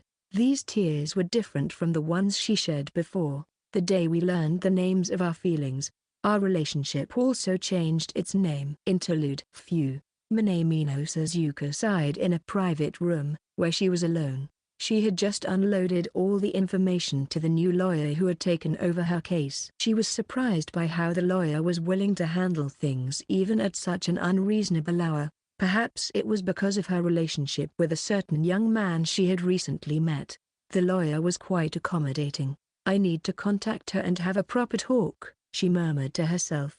There was no one to respond, and the loneliness gnawed at her. She hesitated to press her daughter's name in the call history. The weight of the conversation she needed to have made her fingers feel heavy. Please talk to her properly and honestly. Huh? Sigh. Sometimes I wonder if he's the adult and I'm the child with the way he conducts himself, she muttered, thinking of the young man who was probably about to become her daughter's boyfriend. Although she had only met him a few times, he was a very nice boy, yet also very sad. Suzuka couldn't help but see Chinatsu as a child, perhaps because of having watched her from the moment she was born. She was only 16, still in that transition phase between childhood and adulthood. However, Hajime's words over the phone had struck Suzuka deeply. As you said, we're young, or rather, children in your eyes, but let's be honest, you were probably more naive compared to us when you were at our age. No? We might be young, but we're not as clueless as to not understand anything at all. Suzuka, of course, had her own teenage years, which felt like a memory so distant yet so close that she still felt like it was yesterday. She remembered falling in love, hanging out with friends, studying reluctantly, and arguing with her parents. They were irreplaceable days. And Hajime-kun had no choice but to grow up during those years. She muttered softly, because he had become that kind of person. Suzuka couldn't help but ask for a small favor, filled with a bit of hope, but deep down, she knew that it was an unfair act of indulgence she had placed on him. Still, she never imagined that that man would pull such a reckless and forceful stunt. That man had always been lenient with himself and to others while strict within the family. They had been married for nearly 20 years, and she thought she understood him. Of course, she had always disliked their differing views on education and parenting, and his tendency to only say what Chinatsu wanted to hear. It was true that as she began to get absorbed with her work, they grew apart due to misunderstandings. Still, she couldn't forgive him for having an affair, especially while their fights were constant after Chinatsu's problems in middle school. But despite everything, over the 15 years since Chinatsu was born, Suzuka never believed she could have raised her alone. However, she couldn't deny that that man had been a good father who cared deeply for Chinatsu. And so, as they were no longer going to be a complete family, her misplaced assumption that that man's feelings for his daughter wouldn't change had unfairly dragged Hajime into the mess. Although thanks to Hajime, any future legal discussions would likely go in her favor, she still thought that she shouldn't have had him bear that burden. She realized from his voice alone that he had been shielding Chinatsu. He had been desperately trying to protect her. The way he handled himself after his argument with that man, The way he introduced her to a lawyer, saying it was through his uncle's connections, and the way he had conducted himself since their first meeting, none of it seemed like the actions of a typical high school student. It was almost heartbreakingly mature. Looking at him, she couldn't help but want to reassure him, even though she knew it was out of sympathy.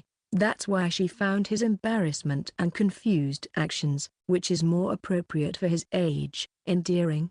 When teased about his relationship with Chinatsu, Fufu, I might not be in a position to say this, but Chinatsu is a good eye for boys. More than that, I feel almost compelled to give her a push. Given the circumstances, and depending on how those two feel, perhaps it's a possibility worth considering.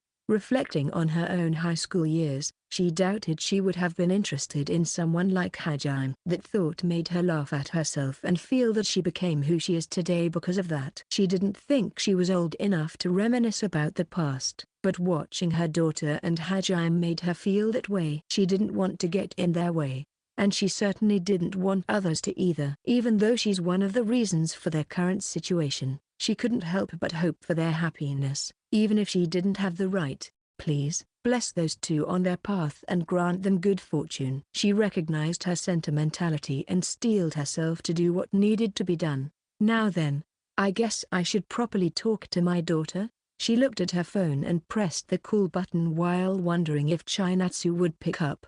The thought of talking to her daughter as an adult and not just as a mother made her nervous. She might hurt her, revealing things better left unknown, but she had faith that there was someone who wouldn't leave her daughter alone. Hello, Chinatsu. Yes. One thing at a time.